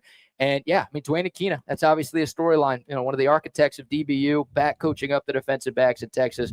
You said it, PD. And Sark has talked about it. Like, that's been a point of emphasis for the Longhorn defense, is more takeaways, which is crazy, because I think they were tied for the nation lead in interceptions last year as a team, and it still wasn't enough for Steve Sarkeesian and company. So that's been a point of emphasis. Obviously, a takeaway or 2 today would be massive. I'll go with Anthony Hill. I mean, we see this guy in big spots time and time again step up. I will say this. I thought Anthony Hill's worst game in 2024 was the game against Ohio State. I thought Ohio State did a great job of just kind of taking him out of the game. I think Anthony Hill was a little bit banged up in that one back in January, but he just didn't look like the All-American caliber player that we know he is. I think he bounces back today. Talk about a guy looking to make some money. Yes. Anthony Hill's probably already a first-round pick going into this season, but if he puts it all together, he could solidify a spot in the top 10. Enjoy him while you have him, Longhorn fans. I think he's going to be all over the field today. What do you do? Do you move him all over today? I mean, with this first-time starter at quarterback? Yeah, I think you have to, right? I mean, more often than not, he's going to be in the middle of the field. I think he's going to be wearing the green dot, right, the communication guy on this Texas defense, but you have to blitz him a couple of different times. And, you know, Ohio State's going to try to run the football. That's what they do. It feels like in games like this, Ryan Day wants to prove that he can out-physical you. He does that every year against Michigan, and it blows up in his face, so I kind of hope they try to do it again today. But there's no doubt, even though it's 2 new running backs for Ohio State, they're going to run the ball. So you're going to need Anthony Hill, all of those Texas linebackers to be able to play downhill. But I think this is a double-digit tackle kind of day for Anthony Hill. I wouldn't be surprised if there's a forced fumble in there as well, too. All right, our defensive player of the game predictions brought to you by Kenfield Golf Cars. If you are in the market for a new or pre-owned golf cart, we've got great news. Our friends at Kenfield Golf Cars are right around the corner. You could use one at a place like East Village. Yes, you could. They were founded way back in 1979. They've got an unparalleled selection of different golf carts available in new or used, and they want to turn your golf cart ideas into reality. No job too big, no job too small. If you have an existing golf cart, you want to upgrade it, or if you just want to build a new one from scratch, nobody does it better than Kenfield Golf Cars. Find them online at kenfieldgolfcars.com or give them a call, 512-258-8515, and tell them Texas Sports Unfiltered sent you. Yeah, we've got plenty of signups for hats, boots, you know, home and away games. Our good friends at Ariat and Cavender's, we've got sign up, and We like to give that kind of stuff away. And, you know, the home games, what do? We give away a pair of boots and jeans. Yep. Denim and boots. And then away games, we give away one of these hats. And all you have to do is sign up. We pull the name at the end, and you can go over to any of their locations at Cavender's. We have a certificate for you, and pick that nice hat up for away games and pick up those boots. I think you order online for the boots and the jeans, though. And we have a certificate for that. So today we'll be giving away a hat. So come on up. Yeah, tons of great giveaways today. We've got TSU koozies, we've got TSU swag, but also we'll be raffling off some great Texas Longhorn gear here at East Village on Parmer Lane. So the grand prize, how about an Arch Manning jersey? Is that, Sue Patrick, that's right. You Sue did. Patrick you went through there, didn't you? It's right there on the table. So, yeah, if you get out here and sign up, then you will have a chance to win an Arch Manning Texas jersey. You can do that now in the NIL era. It actually says Manning on the back. I know. Isn't that something? All those 10 jerseys and 12 jerseys you'd see for VY and Colt McCoy, and you couldn't put their name on the back. Everyone knew who they were, though. No, now you can actually have your last name on the back of one of these. Oh, like somebody else was profiting off of their name, image, and likeness. Really? We would do like that. That was happening. What? No, college sports being greedy? Who believes that? We would never do such a thing here. Obviously, a big storyline, guys, as we continue the Texas defense conversation. I mean, it's Julian Sand, and Buck Patrick talked about, trying to disguise, trying to confuse Ohio State's quarterback. His first career start, he did appear in 4 games last year for the Buckeyes. Only threw 12 total passes. He was 5 of 12. I don't know how much you can glean on that, but he was the #1 quarterback recruit in America the year after Arch Manning was the #1 quarterback recruit in America. He signed with Alabama. Right after he signed, Nick Saban announced that he was retiring. So 1 weekend he transfers to Ohio State. But if you're Texas, if you're Pete Kwiatkowski, and you're coming up with a game plan to try to slow down Julian Sand, what are you doing today? Well, I'm going to be looking for opportunities for him to make a mistake for sure. This is not like Arch Manning where you say let him loose. It's time. 2 years. Let's go. Let him go and let him be his natural self. I got Ryan Day's going to be a little bit more careful with his quarterback because, as you said, they're going to rely on the run game. They're going to hope they can get the run game. Once again, everybody tries this against Texas. They just want to know if they'll be there from the start and will they be there at the end of the game. Can they stop the run? But I think they'll be a little bit more careful with this kid at quarterback. I don't think there'll be a lot of chances. The only real chance is, do you throw to Jeremiah Smith? I mean, Are you going to throw into double coverage? Because, once again, that guy gets no singles today. There's always somebody over the top of him. But the quarterback and the wide receiver are going to talk, and the wide receiver is going to say, hey, I'm open. And you're going to look at him and go, dude, there's 3 guys standing there right there. I can't throw that ball. And he's going to say, throw it, I'll get it. So I think his mistakes will really be compounded if he makes a mistake, depending on where he makes a mistake. But I think they'll disguise some things, BK. But I think he's going to want to have a great day. But I don't really think that offensive staff is going to let him try to be that guy. You know what I'm saying? Yeah. Stay in your lane.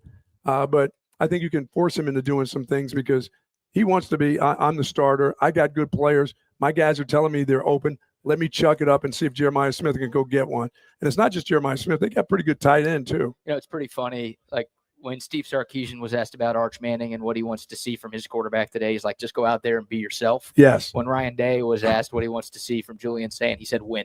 Yeah, just win. Don't be yourself. Don't be please. yourself. Just find a way to win. Do whatever you have to do to win. And that's the thing for Ohio State, Patrick. It's like Julian Sand is not the best player on Ohio State. He might not be a top 15 player on Ohio State right now. He's got a lot of talent around him. Don't lose us the game. If you're Texas, it's your job to make sure that those other talented players around him don't beat you. I mean, as of 2 weeks ago, he may have not been the best quarterback on Ohio State. Yeah. There is that question. It has been a quarterback battle up until a couple weeks ago. So if we look at that, and I know Ryan Day can go out there and go, this is like Joe Burrow and Dwayne Haskins. You're like, no, it's not. It's not. And first of all, you didn't know what you had with Joe Burrow, or you would have played him. So let's go with all that. Maybe you made the wrong choice again. But all that being said, it's not that. If you're waiting this long, it's a completely different world than Arch Manning, who could have started last year if we needed him to, and did start games for us. There is no competition. There's a backup competition for Texas, but no starting competition. He has been running this offense. He's been ready for it for 2 years. The entire offseason, it's been his team. This wasn't Julian Sand's team during the offseason. He didn't have the keys to the building. He wants to keep the quarterback job, so he's going to be likely not to do anything to lose the quarterback job. As we said, this is game 1, and things aren't going to be perfect. So he's thinking to himself, I can make a couple mistakes. I'm the guy right now.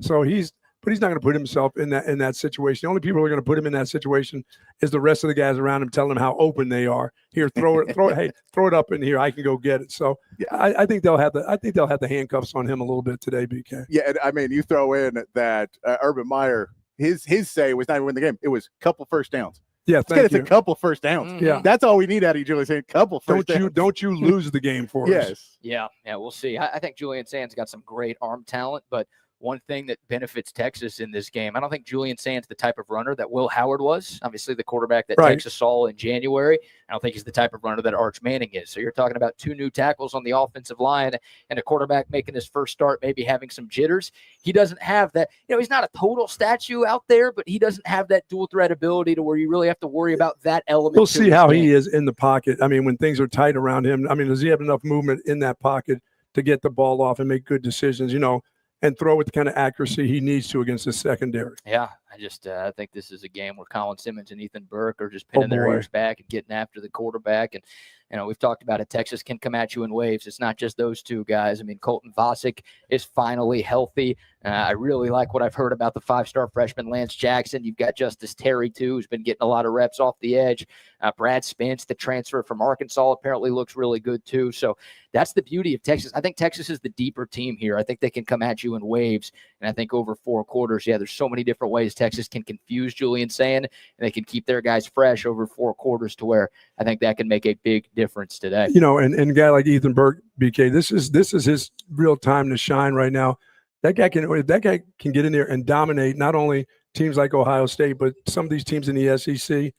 Big money day for him today too. If he goes in there and play, because we know what he's like against the run. I think he's fantastic against the run. I think he's held that outside with his inside arm and done such a fantastic job against the run and bats balls down. He's got great timing. But I think it all is going to be on display now this year. I think he has a chance to really show his real talent. I think now his body's matured enough that, you better be really, really good to keep him off your runners and off your quarterback this year. That might be part of the reason why Trey Moore's playing linebacker. Yeah, no doubt. Just felt so good about Ethan Burke and the other guys they have in the edge room to where it's like, all right, no, we're good here. Let's move you back somewhere else. I mean, the D-line, look, that's going to be key today, stopping the run. Obviously, a huge storyline from the offseason, Texas going out and bringing in 5 transfer defensive tackles. And it sounds like 4, maybe all 5 of them are going to be a part of the rotation today. That's a bit of a question mark. We've heard great things about them at practice, but Patrick, because we've only really seen Alex January here at defensive tackle, we're not quite sure what we're going to get from, Murad Watson and Hero Canoe and Levon Johnson, Travis Shaw, Cole Brevard. How you feeling about the Texas interior of the defensive line? I mean, that is one of the biggest questions of the game, because if you cannot have to stack the box against Ohio State, it just makes it almost impossible for Julian Sand to really get going. If you're able to drop back everybody, if your linebackers don't have to be really up on you trying to stop this run game. So those guys in the middle is a big piece. And I think that's going to be kind of the puzzle for PK as the game goes on, is substituting those guys, finding out which ones are playing better, which guys are in the right gap when they need to be, who's getting moved around a little bit more and a little bit less. All of those pieces. You don't need the pass rush out of those guys. And so you don't need to have a hero really on that defensive line. They already do. Hero Canoe. They do have a hero. That is true. What do you mean? But you don't have to have somebody step up and be, a super pass rusher, because you have those other players. You have those on the edges. You have those at linebacker. You really need some steady guys in there. The track record would tell you that they will be good. If we're going on the track record, they will have guys that are in there. It is always that question, though. If there's no one that stands out, are they all good or are they all average? Yeah, that's the big question, right? Because, Texas the last 2 years, I mean, Tavontre Sweat and Byron Murphy in 2023, yes. Alfred Collins and Vernon Broughton in 2024. Now, I will say this. Going into last year, we didn't know how good Alfred Collins and Vernon Broughton were going to be. We were hoping that Alfred had found his way finally. Yeah, those guys had shown flashes, but we didn't know if they were going to be as consistently good as they were. So there's hope. But obviously, do you have those difference makers? I think the depth, you might have more depth up front than you did last year, but do you have those guys like fourth quarter, 5 minutes to go, you need your defense to get a stop and get you off the field? You have those defensive tackles that you can rely on. We're going to know in about an hour, but we don't know right now. Absolutely. So that's a big storyline here. And then the other one is the Texas secondary. I know, Patrick, you had Manny Muhammad as your defensive player of the game prediction today. But Ohio State has the best group of pass catchers in college football. There is no doubt. I mean, Jeremiah Smith is probably the best player in the entire sport, regardless of position. Carnell Tate had a very good day against Texas. He's a future, top 2 or 3 round draft pick in the NFL. Brandon Innes, their number 3, is a former 5-star. And then Max Clare, the tight end transfer, a guy that Texas wanted before the Longhorns went out and got Jack injuries. Max Clare put up some really, really good numbers at Purdue last year. These guys are really good, and we're talking about a Texas secondary that's losing, arguably, its 2 best players with Jahdae Barron and Andrew Makuba. So what's your confidence level, Buck, in this Longhorn defensive backfield being able to hold their own today? Well, I when I say max protect, I mean, I'm looking at Texas doing some max protecting because of the tackle.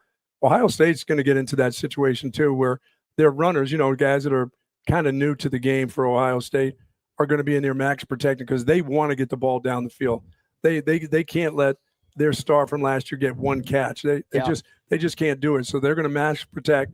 They're going to give him an opportunity, give him that other half second or second to get the ball down the field. So I feel like because of the rush, it's going to be tough for the quarterback. And you can't stand there and max protect and not let a running back get out of the backfield all day long because you want to get the ball to Jeremiah Smith. You just can't do that. I mean, that's advantage for the defense.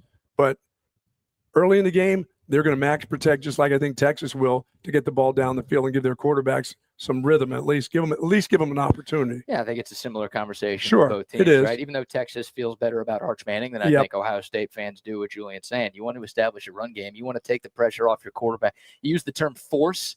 If you're the Texas defense, you want to force Julian Sand into things. Yeah, he's the guy that you want to force. If you're Ohio State, you don't want to force him into anything. No. And the same thing when you flip it to the other sides of this matchup. So, yeah, if you're Texas, you want to be able to stop the run. You want to make Julian Sand have to beat you. Yeah, and I think a big piece, too, is we talk about that interior defensive line. That helps the secondary immeasurably. Absolutely. Because if those guys can stop the run, play action disappears, right?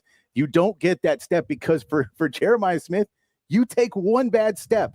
You think it's a run play, and you just move half a second the wrong way. Yep. That could be a touchdown. Game over. And so you just have 2 talented wide receivers to make mistakes. And so if you're able to stop them from getting, too many plays where it's 3rd and 2, and they're just running the ball up on you, and they can run a play action and take a deep shot on you, and you're worried about trying to get that stop because they're at the 35, and you're like, maybe we can hold them to a field goal. That's a touchdown. And so I think there's too much of that. If you have to start stacking the box a little bit more to try and stop that run game, it's just going to be really a lot harder on the secondary. If that defensive line holds, then all of a sudden the secondary gets to have fun and be ball hawks again. They get to play in coverage. They get to have the safeties. Michael Taft, I think, if Jelani McDonald, or even if Grayson Littleton plays some, those guys get to have a little bit more fun and maybe try and be a ball hawk a little bit more. Yeah, I mean, you in a game like this, you want to be patient. You do. I mean, you're the defending national champion. You're playing at home. You'd like a low scoring, I'm going to be patient. We got a first-time starter at quarterback. And we don't want him making mistakes. We don't want him to be the guy who loses the game for us. So as much as I think they're going to force some balls down the field, I think it's all about the run game with them. And that, once again, as I said, against Texas, it doesn't matter. The success they've had against the run over the last 2 years, I don't give a rat's what. The teams are not still going to try to run the ball and still be trying to run the ball in the 3rd and 4th quarter, saying that they will eventually give in. We'll find ways to puncture them for some 4- and 5-yard runs, Yeah, Buck, before we get to your 3 keys to victory, brought to you by our friends at Sue Patrick this year. Breaking news, not a big surprise, but Emmett Mosley V, the transfer wide receiver from Stanford, he has been ruled out for today's game. He's been very limited in practice over the last few weeks, dealing with a lower leg issue. Now he's got some rest, a lot of it now. And now, it's confirmed that he will not be playing today for Texas. So, obviously, you don't want anybody out, but the good news is Emmett Mosley's been limited for a while. So Texas has been, I think, preparing for this for multiple weeks. So they know what they've got at wide receiver coming into this game today. One quick thing, Buck, to go to your point, and I hope I'm not stealing one of your keys to victory, but to your point about running the football, Texas is 33-4 under Steve Sarkeesian when they outrush their opponent.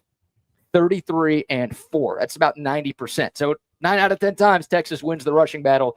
They win the football game. Last year against Ohio State, 29 carries for 58 yards. The Texas defense held Ohio State to like 80-something rushing yards. They held up their end of the bargain. Texas just couldn't run the ball, and that was a huge difference down the stretch. All right, Buck, your 3 keys to victory brought to you by Sue Patrick. You know, and to make it simple in game one, and for a first-time starter, and it's probably going to work for both teams. Number one, protect the quarterback. You got to protect the quarterback. Arch Manning, I don't care if you're a first-time starter on the offensive line or if you have to max protect, you got to protect the quarterback. I don't care if it's 3-step drop, 7-step drop, 5-step drop. He can't continue to take hits, you know, unblocked guys, hitting them in the face. And, you know, it may not work the first or second time, but those hits will start to wear on. Protect the quarterback, protect the ball, which means the quarterback, you've got to protect the ball because you've got to be aware that you've got some new guys up front of you right here. Yeah. And you've got your peripheral vision. You've got to seek things that are happening around you in the pocket where you have to protect the football and then stop the run. I mean, it's just 3 basic, simple things. I'm not putting numbers on it, but you've got to stop the run because, as I said, teams are going to come at you in the run game, especially in an opener like this. They want to see if they can get, you know, after losing 2 running backs to graduation, Ohio State now is going to see if these other guys are ready to perform at a high level. But protecting the ball is everybody. It's not just the quarterback. That means the wide receivers have to protect the ball. The running backs, obviously, you got to protect the ball. So, and with that, I'll go with if this Texas team can have 2 turnovers or less, I think they're going to be in the ball game. Yep. We like to say 0 for the running backs. There's no fumbles. There's nothing to do with that. I'm sorry. They don't get to have 1 fumble. They get to have no fumbles. Well, you tell me, Coach, is this a short leash game? If a running back makes a mistake like that, if they fumble, if they miss a block, if they drop a big pass, is it, hey, you're going to 4 or 5 other guys, so you're done for the day. No, you're going to miss a block here or there. That sometimes that other guy is just better than you are sure. in a case, but no, you can't fumble. No fumbles. No, you get the fumble one time, and then you come and sit a little bit, and then you come over with me and you talk to me a little bit, and then if I have a trust in you, I'll see you back in there in a couple more series. But you don't get the fumble, go back in, because if you fumble twice, you're done for the day, and there may be a new number 1 coming the next time you play in a game. So I think you can live with one turnover, but BK, you can't have any more than 2 in this kind of game. You just can't, and that's punt returners. That means, as I said, protect the ball. Everybody has to protect the ball. Wide receivers, when they catch the ball, got to tuck it, put it away. Running backs, you don't do anything but hand it to the referee after you hit the ground. You don't leave it laying on the ground. You don't leave it up to chance that, was I down, was I not down? Hit on the ground, you hand it to the officials so that they know that you're still in possession of the ball. I would say 2 turnovers is about as far as they can go, and I'm looking for numbers in the run game of 140 total. Okay. How's that? 140 in a game like this. Not individual. No. They didn't even have 60 total last year. You're going for more than double that? I'm going 140 in this game. You'll win this game with 140, I believe. agree. I would love for you to be right. I think if Texas gets to 140 plus on the ground, they win this game. That includes the quarterback. Scores. That's going to be including the quarterback run, too. Yeah, well, quarterback last year maybe was a negative for us. He was. In the rushing yards. Yes, he was, unfortunately. To your point, Buck, we brought up the numbers about the importance of running the football. How about protecting the football? In the 13 wins, Texas went 13-3 last season. In the 13 wins, the Longhorns turned it over a total of 17 times, just over 1 per game. In the 3 losses, the 2 against Georgia, obviously the Cotton Bowl against Ohio State, 10 turnovers. Yeah, and you and I, we're not even going to talk about the penalties and the illegal procedures. We're going to try to leave that. We're going to leave that part out. I think everybody, as a fan of football, understands what the things that happen in a first game. Yes. Is there going to be a legal procedure? Yes. Somebody's going to jump. Mm-hmm. You know, how many times can they jump? Twice? Is that about it? Twice? No more than that, right? You know, last year, Cam Williams jumped 4 times against Michigan, and Texas still won by like 100. So maybe you could get away with that. But look, this Ohio State team's a lot better than that Michigan team. So yeah, maybe 2 illegal procedures. Maybe, I'm not saying 2 total penalties on the offense, but 2 of those. 2 illegal procedures, that's max, right? That's fine. That's max. I can live with 2, I think, on the road. And you know how I am about total penalties. I said we're not going to talk about it, but we are. BK, I'm saying in this game there's going to be 8. 8? Yeah, I know that's kind of borderline. That's dangerous territory when you get into the 8. I know when you get to 9, you're losing.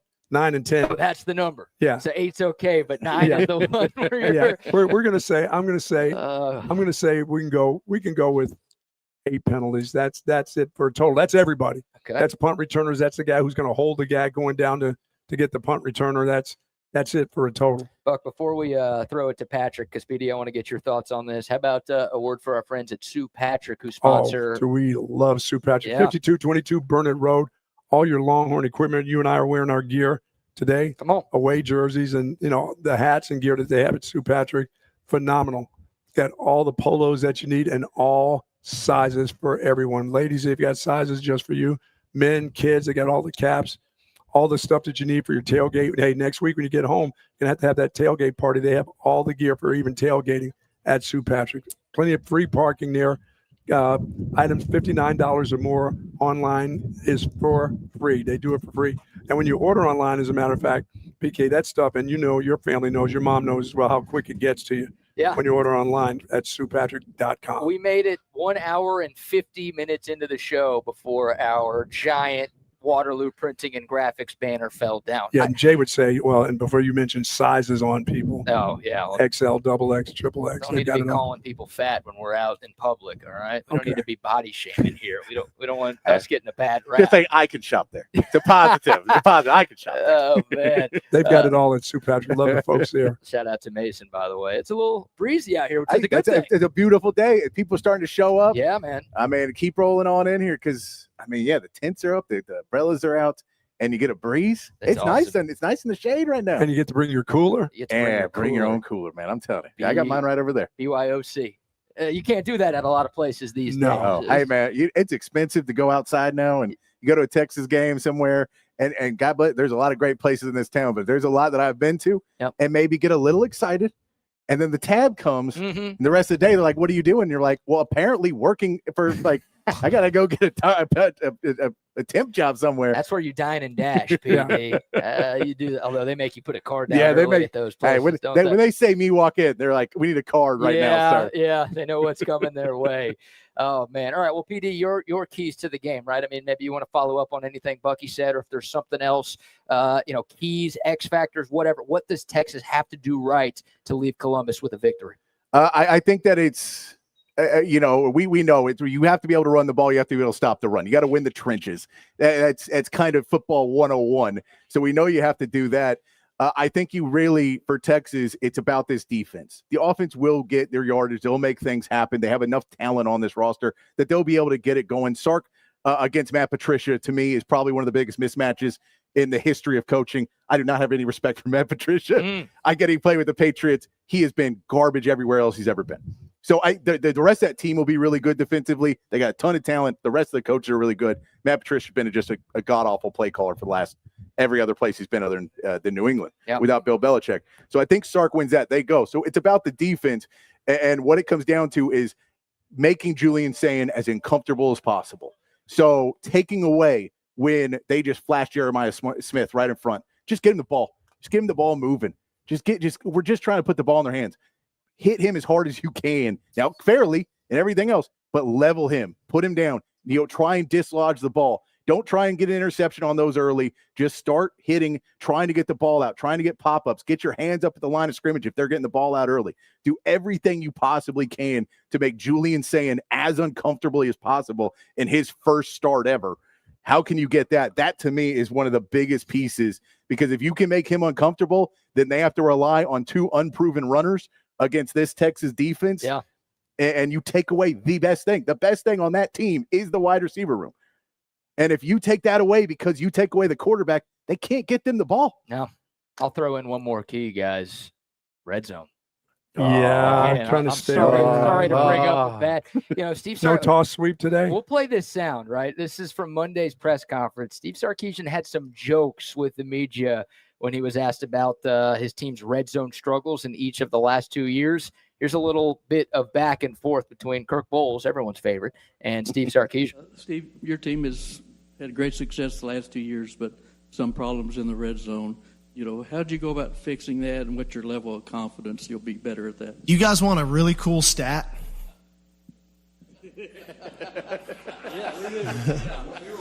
So 2 years ago, we were just over 50% touchdowns in the red area. Last year, we were 64% touchdowns in the red area. So we did make some improvements. We just need to continue to improve. So that was Steve Sarkeesian. Sure, throwing it back at him a little bit. Look, finding one stat, and he's been asked that question 100 different times, 100 different ways this offseason. So I think part of it is just, hey, I'm tired of answering it. Like, let's go out there and I'll show you guys that we've been working on it. But yeah, that stat is right. It's still not good enough at 64%. No. But there are like 4 or 5 other stats that you can look at that show the red zone offense actually got worse from 2023 to 2024. And again, you look at the 3 losses, the 2 to Georgia and the 1 to Ohio State. Texas, they were 64% scoring touchdowns in the red zone over the course of the season. In the 3 losses, 3 touchdowns on 8 possessions. That's 37.5%. You have to get 7 in this game. It's not going to be easy, right? Because Ohio State is really good and you're playing on the road. You cannot constantly settle for field goals today. You got to find your way to get to the paint. Well, I'm not an Ohio State fan, so BK, the MVC today, most valuable coach, Ryan Day has already had that monkey's off his back. He's just won a national championship. They still want him fired. Okay, okay. Is it now time for Sark? This is the day, right? Yeah. For him, I know it's not a national championship game, but it is a playoff type of game. He needs to be the better coach today. You know, he needs his calls are going to be important. The things and the decisions that he makes are going to, and it could start from the opening kickoff. Do you take the ball or do you put your defense out there against a first-year starter? I mean, those small, it seems like small things, but he's got to be the best. His decision-making will have to be better than Ryan Day because the pressure's not going to be on Ryan Day. That guy's got a ring now. They're about to put up a banner, in a few minutes there at their stadium. So the pressure is on the guy who's been to 2 semifinals, which is hard to say. There's a lot of folks that love being at semifinals, but the real pressure is on the head coach of the University of Texas today. Yeah. How do you feel about the coaching matchup in this game? I mean, it's 100% Texas way because Ryan Day ain't calling plays. Brian Hartline's calling plays. That's Matt Patricia's for a calling while. plays. And if it goes bad, that may last for a quarter or a series. I think they'll let him do it the whole game, and then afterwards, Ryan Day will go, you know how 2 years ago you were the offensive coordinator and didn't call plays? Yeah. Let's try that again. Mm-hmm. But it's Ryan Day's a really great coach. We don't know about Brian Hartline's play calling. He didn't get the play calling 2 years in a row. They took it away from him because he was offensive coordinator. Ryan Day called plays. And then last year they hired Chip Kelly because he wasn't ready to call plays. So is he ready to call plays? Yeah, and maybe maybe the real underlying deal in this whole matchup, BK, is the fact that they have 2 different coordinators. They have 2 new coordinators. Yeah. That's I've looked at that and said, maybe that's not as big a deal. The head coach is still the same. The players, they've had some success on defense. They had great success last year, and their guys gone. Maybe they won't miss them. Maybe they really will miss these 2 guys. These are 2 important guys. I think so. I mean, obviously, both teams have a lot to replace in terms of personnel, right? Ohio State, 14 players drafted. Texas, 12.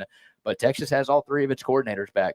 And Ohio State's replacing 2. So they're showing their national championship ring. Nice. Yeah. And I mean, we'll go again. Matt Patricia, last coordinator play caller was when he took over for the Eagles in 2023. Oh. He was 1-4, and the only win was against the Giants, where he allowed 25 points. Yeah, that's your one win for him. And the last time he was a coordinator, it was a dumpster fire in Philadelphia. They went on to win a Super Bowl after he left. Just saying that. Yep. Yeah. So the big question is, is it Matt Patricia's defense? Is it Jim Knowles' defense that they try to run this year? Obviously, we'll find out in a little less than half an hour as we get towards the end of our pregame show. A couple of random stats here, gentlemen. Everybody knows Texas #1 for the first time in school history. That's both in the AP and the coaches poll. The Horns have been preseason #2 5 different times. This is the first time they've held down the #1 spot. And again, as of right now, on most sports books, Ohio State is favored. If the line closes where it's at right now, it'd be the first time in college football history where a preseason #1 team would be an underdog in their season opener. And here's the good stat, the stat that I think every Longhorn fan has loved reading about over the last couple of weeks.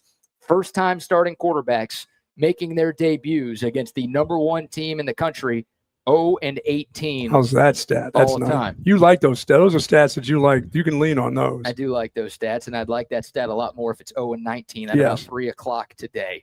So a couple of things to look into. All right, as we get towards the end of our prediction here, what about an X factor? And then we'll get to our game score predictions, gentlemen. But PD, I'll go to you first. Look, we've given our offensive and defensive player of the game predictions. We haven't talked a lot about special teams. Maybe you want to go with a special teamer here. Maybe you want to go with someone who's just not getting a lot of buzz leading up to kickoff. Give me an X factor today. If Texas is going to win this game, who's going to be the guy who steps up? Jack Endries. Okay. Jack Endries has not been talked about a lot, but man, what did Gunnar Helm do for this team last season? Wow. And Jack Endries got to step up in that third downs, blocking. We talk about an inexperienced offensive line, run blocking in the red zone. What can Jack Endries do? There's so many factors of where he can be a huge, huge impact. And keeping Arch clean downfield on a rollout, who are you going to have? On a screen, who are you going to have? Jack Endries. So I think he is so important, this offense and what it does, because you lost a big piece in Gunnar Helm. But I think Texas wins the game if they have the best special teams today. Okay. Yeah. I'm going to lean on what they said they've really worked on, and we know they've had to get better at that. No fake fourth down. None of that stuff needs to show up today unless you're the one doing it and having success with it. But I think they have to pressure Ohio State's punter. They have to harass them. They got to make things happen in the punt return game. They have to cover the fields. They have to jar the ball loose. They just have to have a better special teams today. That could be the one that when we talk about over the hump, takes them over the hump. It could be just as simple, and that's not as simple. That's a big part of the football game. huge part. Yeah, they have to have the better special teams today. Yeah, Mason Shipley, right? We don't know for sure that he's the starting kicker because Sark didn't want to give us a depth chart, and he didn't want to answer any questions about the depth chart Sure. this week. But Mason Shipley, the grad transfer coming in from Texas State, obviously replacing Bert Auburn. It's a move that I think Texas had to make. They went out and made it. Again, you don't want to have to settle for 3 a lot, but let's be real here. This game could come down to the kicker. By the way, field position will be important. You have to feel those punches. The ball can't be dropping and bouncing, going 25 yards behind you. You have to be having enough confidence that whoever's the punt returner, I guess Moore is going to be the punt returner. We don't know. Okay, well, whoever's back there, you got to feel the punch. You can't lose yardage on punt returns. Yeah, I think every aspect, right? The punting game has to be better. Yes. You've got Jack Bowmeister in. Hidden yardage could be huge today. Obviously, the kicker. That dude could be huge today. How about a block punt? Can we get one of those? Yeah, I haven't called for one. I'm not. Okay. I want pressure on the punter. I want him to think that it's happening every time he goes back there. Yeah. Yeah, and I want to give them the ball right off the bat. If you win the toss, you defer. Yeah, I know that Ohio State would like to have. They want to see Arch Manning get on the field first and see what they can do against him. But Sure. I think Sark needs to find out what you can do against their quarterback. Go ahead and send him out there with your defense. All right, last but not least, guys, before we wrap things up, by the way, the MOC is on TV right now. Matthew McConaughey being interviewed by the folks at Fox Big Noon Kickoff. How about our game score predictions brought to you by our great friends at Paul's Motor Works? Love Paul's Motor Works. I was out there earlier this week. Getting it done, huh? And getting an oil change for my car, from oil changes and tire rotations to major repairs. Don't trust your car to just anyone. Trust your car to the great people at Paul's Motor Works. They've been providing complete foreign and domestic automotive repair in the Austin area since 2000. They specialize in BMW, Mercedes, Mini Cooper, Audi, Volkswagen, and Porsche. I take my Nissan there all the time. Your search for a good mechanic is over. Just go see Paul and his team on 2222 right off of 620. Find out more information online and check out their 5-star reviews at pmwaustin.com. All right, Buck, you have the floor here. Your game score prediction. Who wins and what's the final? Texas wins 27-20. I've changed mine from the 28-20 to 27. 27-20 I'm going with. Are we going to miss an extra point? Okay, yes. I'm going 27-20. Okay. I'll take that. You can have 3 touchdowns and 2 field goals. That would make more sense. But you know what else I'm good with? I'm also good with the fact that I think they can win by 10 against this group. You don't get to make game score predictions. It's prediction. Okay, 27-20. You got a 7 by 10. It's going to be by 14 in 2 more minutes. What are we doing? We'll go 27-20. I guess that's enough. 27. That's going to be enough for people, I would think. That's a win and a cover. Okay, Texas win and a cover. Dog, so that works. I want to hammer this group. Oh man! All right, Patrick. What say you? 24-13 with the ball. Wow. I'm going to put in with the ball. They run the clock out last 3 or 4 minutes of the game. I love run the the clock caveats. I love those. I'm going to put it in there because I think they could score 31 if they wanted. But I think they're going to score and hold the ball. Take a knee in the game 24-13. The defense comes out strong So today. you feel really good about Texas. I like that great defense. about that defense. Double-digit victory. By the way, we posted our entire staff score predictions on our social media accounts. Everybody picked Texas. What could possibly go wrong, right? That won't be on Old Takes Exposed if the Longhorns lose today. I've got Texas winning as well. I think this is closer than you guys. I got 23-20. I think this will be a defensive struggle. I trust this Texas defense to go out there and make the final stand. I don't know if it's going to be on the goal line or anything like that, but similar to the game in January where Ohio State's defense stepped up in a big spot late in the fourth quarter to preserve a win, I think that'll be the Longhorn defense up by 3. They get a turnover on downs or just a turnover, and they're able to kneel the clock out on a 3-point road victory. Over and under toss sweep call today from the gun. I see a tall sweep. None. Let's not even see one. There could be some problems here at East Village. We don't need anything like that. That's going to do it for today. By the way, shout out to Clean Cause. I love Clean Cause, man. That yerba mate is absolutely fantastic. You get that, and 50% of their profits goes to support addiction and recovery for those that are having problems out there. Yeah. They get 50% of their profits right back to helping those out that are having those type of problems. I love that drink. I tell you, I got so hung up on it, and you see it all over the state. I think you may have been the one to tell me you've seen it out of state even now. Yep. They're starting to get that product out of state too, but you see it from here to down the coast. Absolutely. To date, they've donated more than $3.8 million. Good job. They are just getting started. A bunch of new flavors out there, including strawberry lemonade 0 with 0 calories and 0 sugar, plus new packaging coming soon. So be on the lookout for that. You can find all of the great Clean Cause flavors at local grocery stores and convenience stores around the country or online at cleancause.com. All right, that's going to do it here. Special thanks to East Village. By the way, our watch party gets going here in a few minutes, so come out and see us. We've got a bunch of you on the way right now. Hope to see all of you here. Giant screen outside. They'll have the sound on during the broadcast. What a beautiful look, too, BK, as you said. Boy, can you see that thing clear? Absolutely. A food truck will be here. It's bring your own cooler. It's a family-friendly event. We'll be giving away all sorts of things throughout the course of today's game. So if you're looking for a place to catch the Horns and the Bucks, this is the place to do it. But that'll wrap up our first pregame show of 2025. Good start. Perfect timing as our banner behind us falls down. Perfect way to go out. Thanks to all of our sponsors. Most importantly, thanks to East Village for having us out, and really appreciate all of y'all for tuning in today. Don't forget, postgame with Zay and Rodney will start as soon as the clock hits 000. So keep it locked into Texas Sports Unfiltered for the best Texas coverage that you can find. For Wags back at home, for Mason Gomez here on site, for Patrick Davis and Bucky Godbolt, I am BK Brad Kellner. Thank y'all so much for tuning in. Enjoy the game and hook 'em.